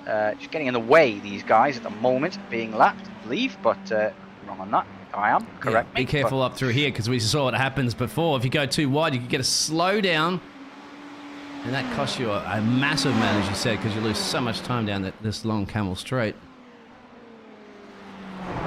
Luckily, this time around, no problemo. But you can course Mark Thomas, and you can see it's that Hadwick flashing in the background. I don't know why, just to maybe throw him off as they go into the corner, or is he upset about Dave Clark, I think, as he's approaching now? He wants past Dave Clark as well, but we might as well come on to this. It was mentioned in the steward notes for the penalties. He eventually does let them through. There's blue flag guys are under no obligation to make it easy for you. It's up to you to overtake them safely, and that, to me, what we just saw there on screen, was a perfect example of how to deal with the blue flags. You've got to be patient and wait your turn. He obviously is not. Go ahead. Handwork's obviously never going to be happy with that. He's getting held up and slowed down by a lap car, but you've got to make the overtake. You've got to make the overtake safely. But we've got another overtake lining up here from Martin Lee on Sarah Cardesla. I'm getting better at that every time. The number 8 car ahead, but it looks like he gets him on the exit there. Gets a bad line through Eau Rouge, and does Hussein, and there he looks like he's going to get this position. He's on the outside though, and he's going to try and defend it as hard as he can. And look at that, how easy it is to defend the inside line into Lake Com. And if you go deep and push your man off, you've got to hope he's not hanging around the outside there. But that's well defended there by Hussein. But he's still got more work to do. To the inside he goes into Bruxelles, and to the outside goes the man trying to make the overtake, and it doesn't get it done by the looks of it. It's just an overtake for the couple of drivers behind him here, and that's got a lot of speed carrying through there. Again into Les Com, and managed to get the tow so early and easily makes the overtake. And that's the difference between getting well alongside into Les Com, and just having maybe a toenail poking in.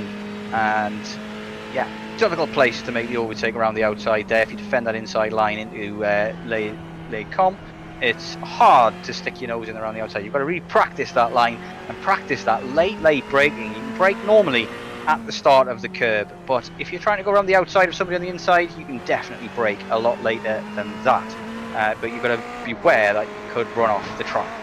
So big off track there for Sarah Cardesla as we come round Stavelo and onto the back straight up Blanchimont, and it looks like a good run here from Lee, but not the place to make a move. Maybe he's going to send it in the bus stop.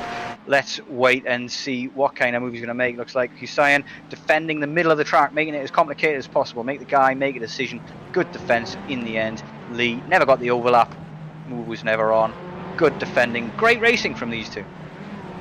Absolutely. It's still going as well too for Mr. Parkinson, who was doing such a great job with that qualifying performance. He's down 20 places right now, so he's looking at trying to battle it out. There was Joseph he's crashed here? Oh, no, he's just disappeared completely. So I think Joe has had some sort of technical issue because, yep, his car's not here. And that's unfortunate. Possibly a blinker issue or something like that. Something like that, my friend, probably. I was mentioning Eric Bowles here as well. I hope I'm pronouncing that correctly. Please correct me in general chat afterwards. Ping me if I am wrong. But he looks like one of the new boys. He's up 10 positions from his start at the moment and running well and on for some decent points in the AM category here this evening. These two are still at it. Nothing's changed too much with the leaders. Mark Thomas is at... Reece Saunders, my friend, he did just put a bank of fast lap in, so he's doing everything he possibly can to shave that 6-second gap that he is behind Karabelas. So that'll be interesting to keep an eye on that. With 17 minutes to go, that is... I don't know, what's Karabelas did? Well, he did. He took a second out of Paul on that last lap, Paul Karabelas. So at that rate, we'll see. But struggle a little bit now that he doesn't have the toe as well. Toe all important around this track for sure, but a 17.77 from Saunders, showing that he's really putting that pace on the track now, and they're not giving this up yet. No, this battle, of course, brewing, and then the other battle for P11 and P12 is continuing. It's good to see this. Another thing back about the blue flags that we were talking about earlier, my friend, is that, yeah, when I was broadcasting the 24-hour for a team and on board, I was listening, obviously, to the team radio and stuff like that, too, that they were doing. And they was like, yeah, exactly. The boys were saying, no, you stay on the racing line, and if there's obviously the leaders coming around, a lot of them, some of them will just flash all the time. They're like, you know, get out of our way, get out of my way. But we're done. Like, nope, they don't have to, as you said.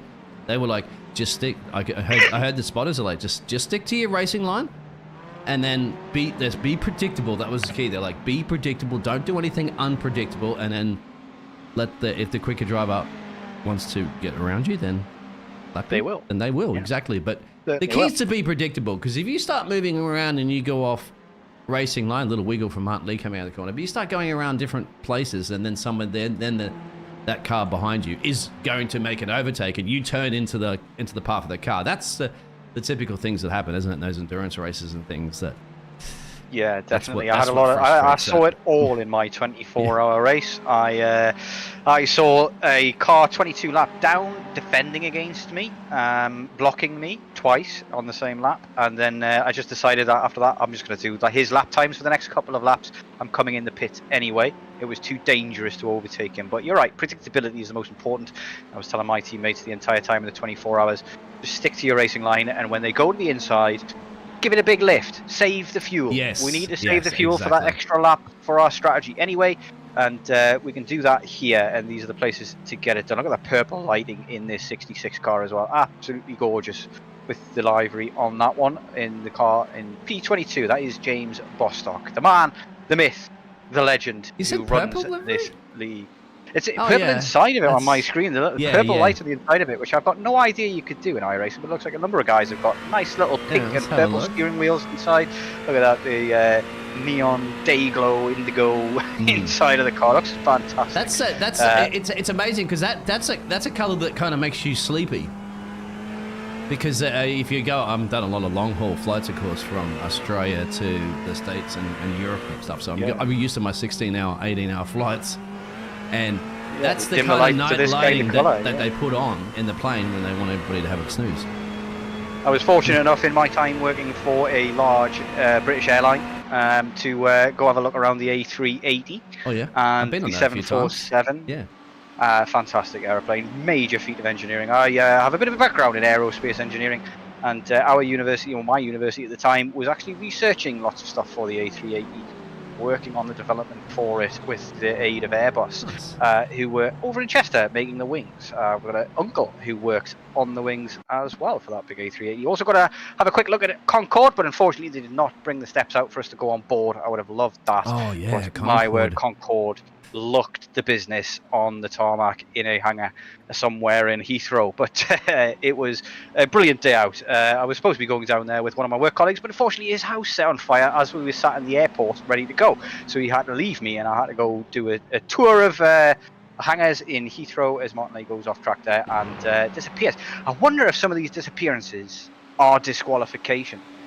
It looks as though we've lost James Pallet, and but he only had 3 off track, so I don't think he's been disqualified. He's but in the pit. Some people are racking up huge repairs. There it is, 30 minutes plus already. Oh, with no damage on this track. I wonder if that's something else going on, maybe a technical issue or something like that. But he looks like he's out of the race as it stands. We've got Aston out of the race. McConaughey is also out of the race as well, and a couple of others. Looks like Craig Charles is out and Rob Coleman as well. So 5 guys out of the race as it stands. Not sure why. Maybe we'll find out after the race. We'll have a look in the general chat as it stands. But 12 minutes to go, and it looks like Zelinskas has done the business with an amazing strategy here. We've got big gaps forming now at the top end as the race starts to get into the business end, and people's mistakes and little off tracks and things like that are coming back to haunt them. Handwork currently in P3 on for a good podium, and he's managed to drop Thomas after overtaking him. Cowlishaw off the pace entirely, could come awry of a very rapid Saunders, as Handwork's had a bit of an off here, has he? Yeah, this is just, I'm just looking at it, it's just counting it obviously, and the race control as, but I'm just trying to keep an eye on it because there are obviously drivers that are in crucial positions here, and just going through the race control messages just to make sure that if any of these little off tracks are going to come back and bite them and haunt them later on. Another interesting development there in the AM classes. Glass is retaking the lead after that slowdown, but Reiser is now within 1.3 seconds of him. So there's a battle brewing there from Reiser and Glass, and maybe Reiser is going to have to get the elbows out and get a bit aggressive in order to make this move stick, because Glass is going to want this win for sure, and there's very little time left, so he's going to defend this like a lion, as Alonso says. So that'll be an interesting development there. We've got Kostrich on the back of Jardine as well, down there for P8, P9 in the pro class as well. And we've got another battle there at the back between Bostock and Hussein for P7 in the AM as well. So it's not all over just yet. We've got some big gaps forming, but we've also got some gaps closing as well. Interesting finale to this race to come. Yep, so don't go anywhere. Down to the just shy of 12 minutes remaining. There's James. I think that was a driver getting completely out of the way there in the background. That'll be a lap driver trying to be nice to people, which always wins you favour. Eric's gone through here. Was that a slowdown then from Hussein? I think it was, yeah. That's Sarah Desler. Unfortunately, I don't long way back have any messages from that at all coming up, which is surprising because he must have got an off track. I imagine it's a slowdown. Yeah, it must have been a slowdown. So this is when Shane gets past him. Let's have a look. There's a slowdown, isn't it? Or he's really backed off. Look at the blue car there. Right? Oh, but is that because the GP2 racing? Is that because... Oh, damn camera. Sorry, the helicopter. I don't think that would be T-Motors. I think that would have been a slowdown, and he's struggling to pay it back. Him most likely would have been a slowdown through Eau Rouge, and he's taken a long time to spend it. It's difficult to spend all the way down the Kemmel Straight because, like I say, iRacing with... but he allows Eric through here. Look. So, and they're teammates for the livery. Yeah. So there he is, and Eric's behind. And then it's at some point around here, he allows just Eric just to cruise on by because Eric Bowles just comes at it nowhere. There. Is it around here? Where's Eric? Just trying to see if we can get the right camera angle here. But Eric just comes on completely through because Eric currently is ahead of him in this race. So just trying to get my head around that anyway. Possibility of team orders. We don't know how these teams are working and functioning, but I would have been under the impression that it would have been a case of, ooh, that's a bit of a send, and he had to check up there on the brakes, and then a big slide there on the exit of the bus stop for the M&M driver of Martin Lee, and then he opens the door for Bowles and he gets through. So that's unfortunate for Martin Lee, and he's still looking at the inside there, but I don't think he's going to get the move done into the source. Very different lines from these guys here, as Hussein is also trying to get involved in this big three-way battle between these guys, and it's for points as well. This is big points for these guys. I think there's about 5 points between positions, so it can mean a lot at the end of the season. As we've got another battle here between Fretwell, Jardine, and Spara. I'm going to call him Spara for the time being. Sorry, that's Fretwell, Kostrich, and Jardine who are battling. He's not involved. It's a 176 car leading this little train. And Fretwell was doing very well at the beginning of this race. He pitted earliest out of everybody and ended up stuck in the traffic and is now struggling to get through it.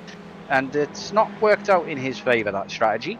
It's a possibility maybe as well that because he pit so early, he might have to pit again.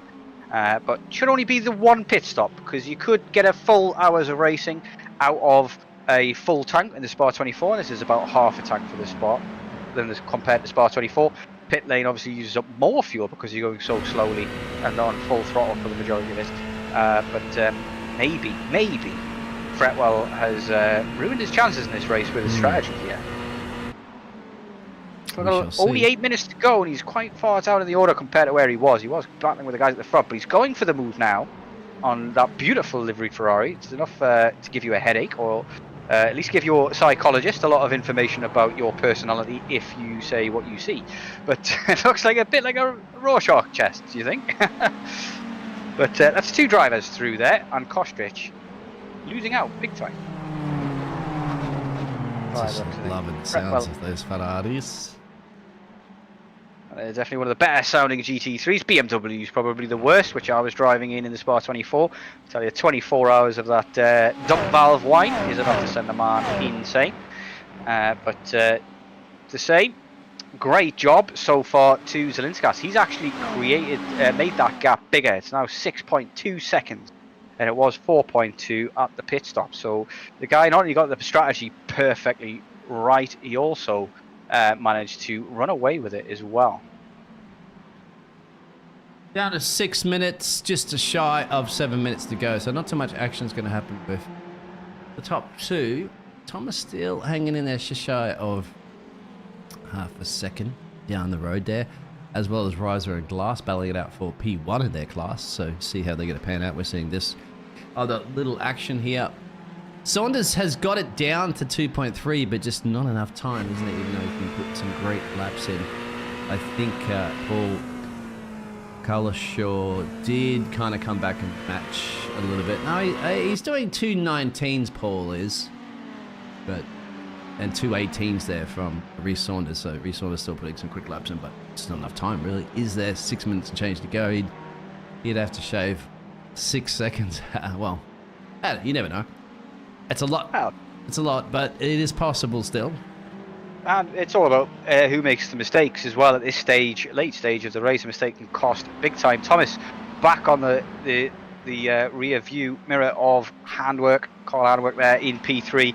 They're going to battle that out for that podium as well, and Cowlishaw is almost certainly worried about the man behind him as well. He is rapid. He has the fastest lap of the race with a 17.77 with I think it's Thomas or Handwork with the next fastest with a 17.88. So those two guys are rapid on track at the moment, but Thomas and Handwork have got a bit of battling to be done here. Is Thomas going to go for the inside into Laycom? It's too late, I think. You need to have the overlap well before then.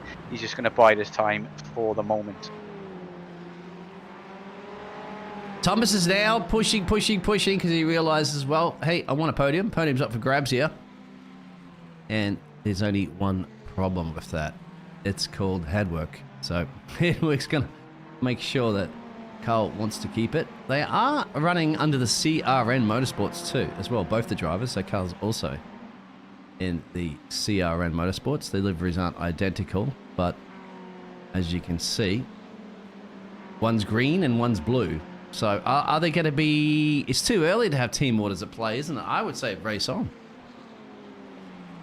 Yeah, I mean, we saw team orders in Silverstone or something similar, but it looked as though after the fact, we asked Raz Harper last week, Brands Hatch, that it was Raz Harper just making a mistake that allowed his teammate through for Reece Saunders to take the position. But looks like maybe there's a battle hotting up as well for the arm categories as Reiser has caught up to Glass time. And Fretwell and Jardine for P8. Lee's gone into pit road. Martin Lee, that's interesting. Has he underfueled this one? 4 minutes and change to go. Remember the M&M Racing driver always been in the spotlight so far, and Brands Hatch in here in a Spa. But Alex is going to see if he can get past here. Mr. Jardine. That's Mark Jardine, and I think that's Dave Clark, just a little bit further up the road there. Out of place. Definitely has the pace, does Fretwell, to get this move done, and but obviously he's got the car in front as well. The lap car of Dave Clark ahead is going to complicate matters a little bit. Maybe he's going to wait until Jardine clears him and he goes up the inside into Blanchimont, and hopefully Dave Clark just backs out of this, and he does, and leaves these guys to fight it themselves. That's an off track for the 176 car ahead. Going too wide out of Blanchimont, but very difficult to try and get an overtake on especially a slower lapped car in that arena there in Blanchimont. But look at this exit here from Fretwell, and he's already alongside, and that's going to give Jardine paused for thought as he comes down into La Source. A bit of squeezing going on there, and then he takes back to the racing line, takes a wide line as well with the switchback, and looks like they're alongside again. And who's going to back out here into Eau Rouge, or are they going to go side by side? It looks like nobody's going to back out of this. Jardine has the nose in front, side by side to Eau Rouge they go. There's a bit of bumping and they get pushed off. That's a slowdown for Jardine for sure. He's got nowhere near the track there, but that was definitely Fretwell pushing him off. That gave him that. Looks like he's not slowing down at the moment, Jardine. Still battling this, maybe going to try and serve this in the corners to make it even more difficult for Fretwell. That's ill-advised in my opinion, but look at that slow that he's done it. He's slowed down so much on the apex there. They've all had to check up, and this is on board here with Kostrich behind and Fretwell and Jardine. All of them had to check up a lot there, and it looks like he's still trying to maybe serve this penalty in the corners and make his car as wide as possible. This is a bit unsportsmanlike in my opinion from the number 176 car, but he's doing all he can, which is all you can say really, to just hold on to this position, and he's entitled to do so. Big flash of lights there from somebody in this little train, and it looks like Kostrich wants to get the move on. Van Ren's further back, well off the battle here. Look at this very aggressive move there from the 152 car there, looking at the inside into Campus, and he wants past quick, and he's not willing to give it up. 1 minute and 27 seconds to go.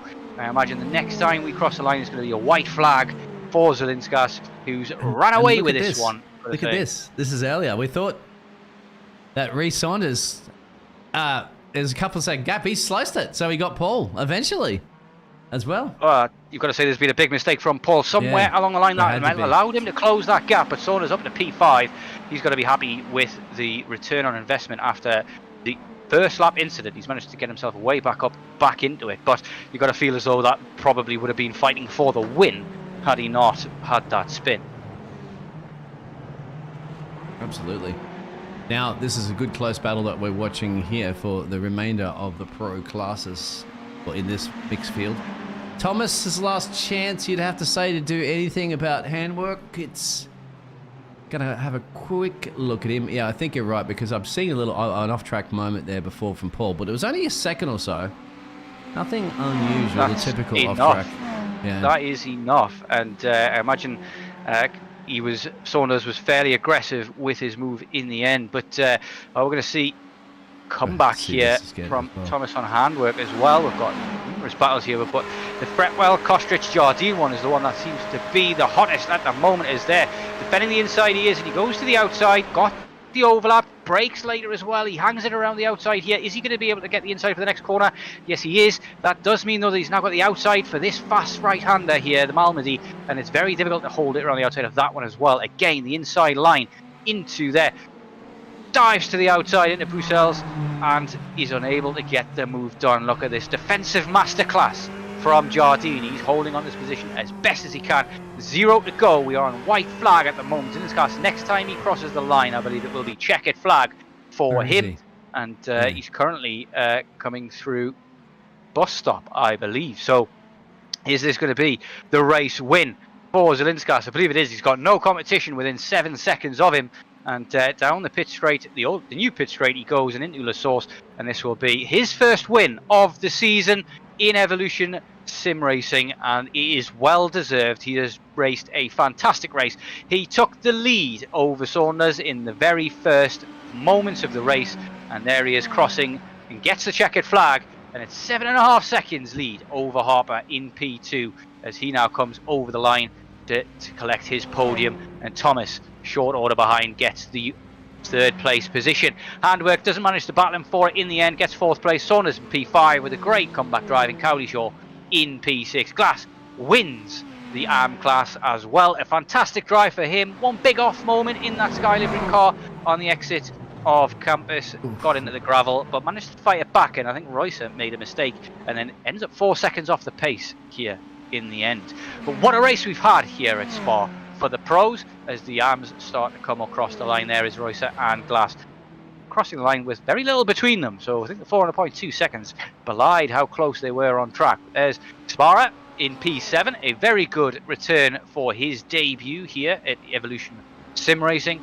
Jardine and Fretwell does not manage to get the position. Jardine defended brilliantly there for the last 2-3 laps and kept Kostrich and Fretwell, who were both pretty much quicker on pace, at bay to hold on to P8. A great drive from him. Van Rens gets a podium in the AMS for P3 there, and Burfield, the number 1 car, finishes P11 in class. Jones, who had a lot of support in chat, had a pretty lonely race as it stood, so he didn't get to catch a lot of his action there, but he does get a good result in the end with P4, Truswell in P5 for the AMS as Proctor, and Cotton are the last to cross the line for the pros. We had a number of DNFs this time in the race. I'm curious to see how many of those were disqualifications or people getting drive-throughs and giving it up. I imagine there's a few. P6 for Bostock means that his AM title charge is well and truly on the go now, as Bowles gets a very good opening race for his Evolution Sim Racing career and gets a lovely P7. Hussein then P8 and Donnelly P9, as we've got the lap cars at the back who all finished a lap ago. We've got Lee, who did rather well at times, got a couple of good goal takes in P11 class, Keenan in P12 and Clark P13. We'll go through the standings in full in a moment once we've got all of the guys across the line. Please remember, guys, if you are listening, to get into that channel for your interviews. We'll try and do 3 or 4 interviews this evening, and we've got Mark Thomas already waiting, so since he was the first in there, he'll be the first that we'll interview, but we'll wait until we've got the results in. But exciting race, double points for this one, and it's shaking things up in the championship order immensely here. Zelinskas will almost certainly take the lead of the pros. It's a great race from him in the end. Glass will also jump huge positions in the AMS as well, but Reiser will almost certainly hold on to the top spot, I believe, in the AM class as he comes home P2 here.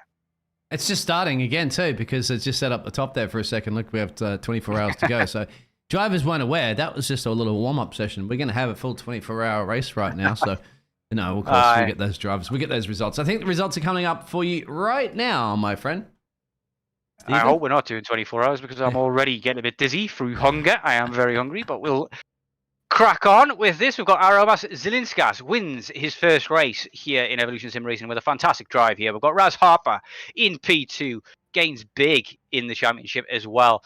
Mark Thomas with a fantastic drive for CRN Motorsport in P3 with a very tight win over Carl Handwerk, who manages to bring home P4. Good results for the top 5 here. Rhys Saunders with a great comeback here. Gets spun around on lap 1 and puts his head down and blasts fastest lap in as well to get P5. Paul Cowishaw losing out to him in the final couple of laps. Joe Glass with a great race for Glass Tech Racing takes the win in the AM class as well as P7 in the pro category as well.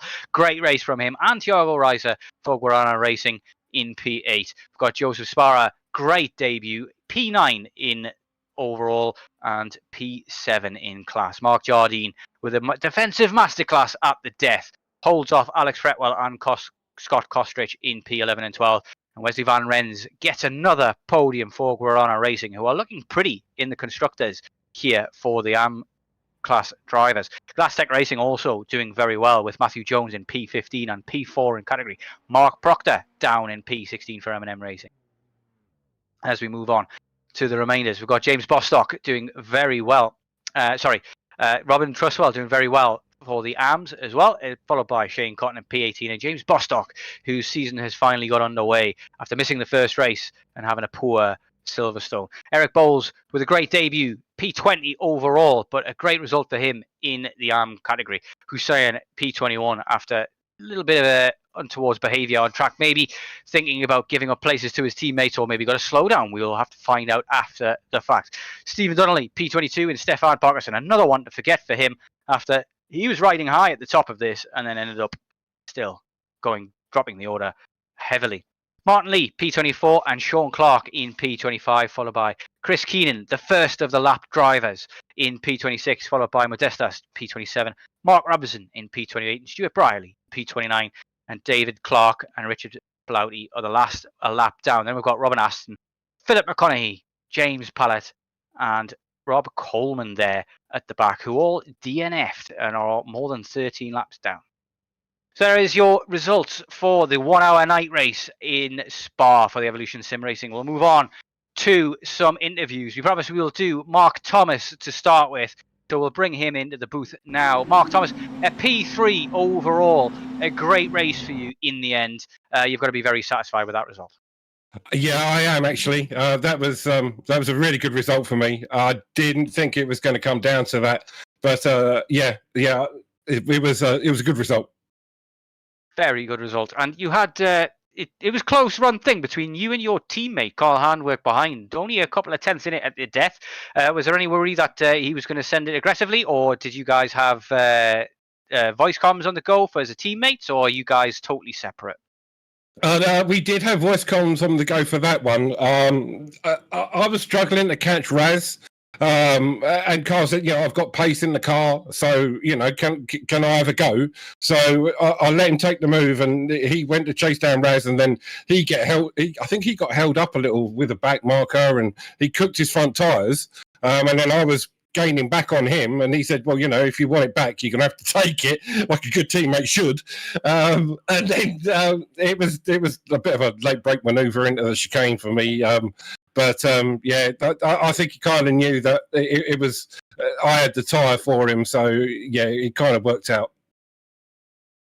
Yeah, you say you like Spa in your press room as well, and it's a very different car, this Ferrari. So, just a final question here: what were the challenges with this car at this track?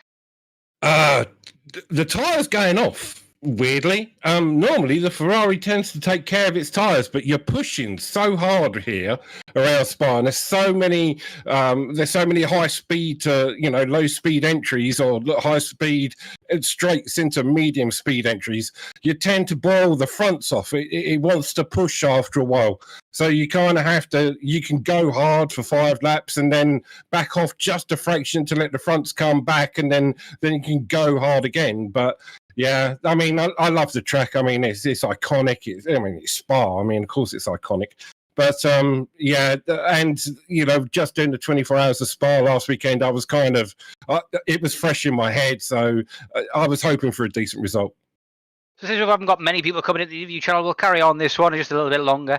Did you do well in your Spa 24-hour race? How was that? We were running second, and then 2 back markers decided that they really didn't like to be in front of each other. Decided to go through Blanchiment flat out. One took the other one out, hit the wall, come back, and wiped me out. So no, not great.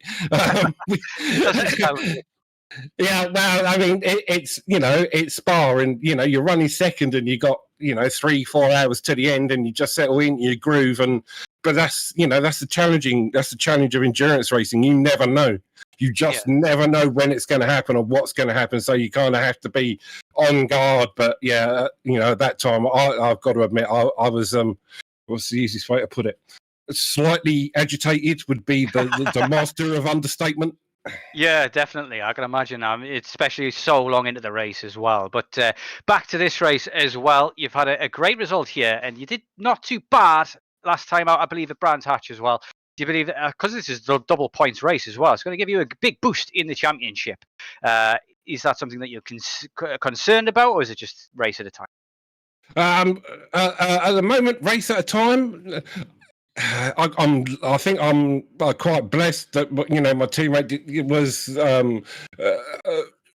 was kind of aware of the point situation more than I was, and he said, this is double points. We want to finish well, but we had Raz, who was in front of us, and I believe he's year 1, and Reese, I think, was behind the pair of us, and he's also year 1. So I'm not quite sure how the points are going to balance out for the team championship after that. But we decided that we wanted to try and we needed to try and maximize the points potential here.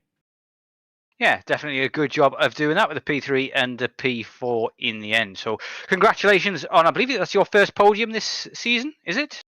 No, I had a third and a first at Brands last week. Oh, yes, you did. My apologies. I should really do my research better. But great result anyway. And it's obviously a lot longer race, this. Obviously, you've got there's a lot of different to these sprint races where if one thing goes wrong, it's pretty much over. But a P3 here is obviously going to stand you in good stead for the rest of the season, and it is a short season as well. So I'll give you one last congratulations before I let you go. And say, yeah, I've got to say that the Ferrari definitely cooks its tyres around here. I did some practice with it before the Spa 24 and decided it wasn't worth it. Let's use the BMW. So really, that's the same decision we came to. We did the Porsche, and that absolutely mullered the front tyres. We did the Ferrari, it hurt the front tyres. We did the BMW, and every single person in the team was like, "Yeah, we're using this. This is what we're using." It was so stable for so long, and it just had no bad corners, the BMW at this track, whereas the Ferrari definitely struggled in the slow speed. And it was, for me, it was the back tyres on the Ferrari that were going all of the time. I just kept overheating the back tyres, and once they were overheated once, they were gone for the rest of the stint. And that was usually within the first 5 to 10 laps that they went. Yeah, tricky track for the Ferrari, this one, but it's rapid in the straight line, I have to say here. But obviously that doesn't matter in a field full of Ferrari. No, very, very true. We'll let you go, get the bubbly out for your podium, and get that bubble bath on the go, and we'll interview Joe Glass next. But thank you very much for your time, and best of luck next week. Thank you so much. You take care now. Bye-bye. So, Joe Glass next, winner of the ARM category, and a fantastic race in the end. You did have a bit of an off there, Joe, in, I believe it was Banyes or Campus, or whatever you want to call it, just out of Pouan. Tell us about that little off, first of all, and what caused that, if you don't mind. I'm not going to lie, mate. I'm not entirely sure which section you're talking about. Is that sector 3 before the end? Yeah, I think that's where you went off. You had a little trip into the gravel there, and it cost you the lead at the time, and Thiago Reuser took it back from you, but you managed to gain it back on track. But I think it was, if you only had the one off, I only thought you had the one off. But if you had more than one, tell me about them all.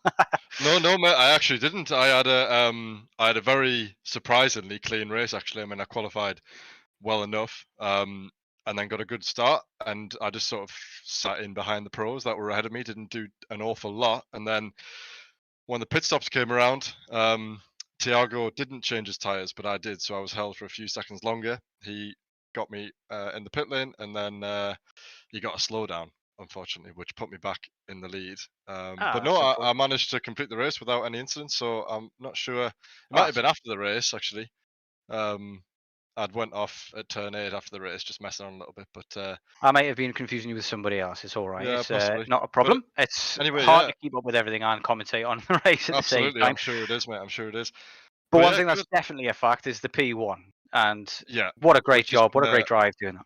It's been a long time. Well, not a long time coming, but the last 2 races have been, the last 2 weeks have been just my own mistakes. At Silverstone, I made 2 stupid mistakes right at the start of both races, put me 40 seconds behind, and then last week at Brands Hatch, I just had a nightmare around it's that nature of the circuit, the grass and the tight corners just don't do me. So I knew that tonight I was, back on a Grand Prix circuit, you could say, and then a bit more room. And I mean, thankfully, like I said, I didn't really have an awful lot to do.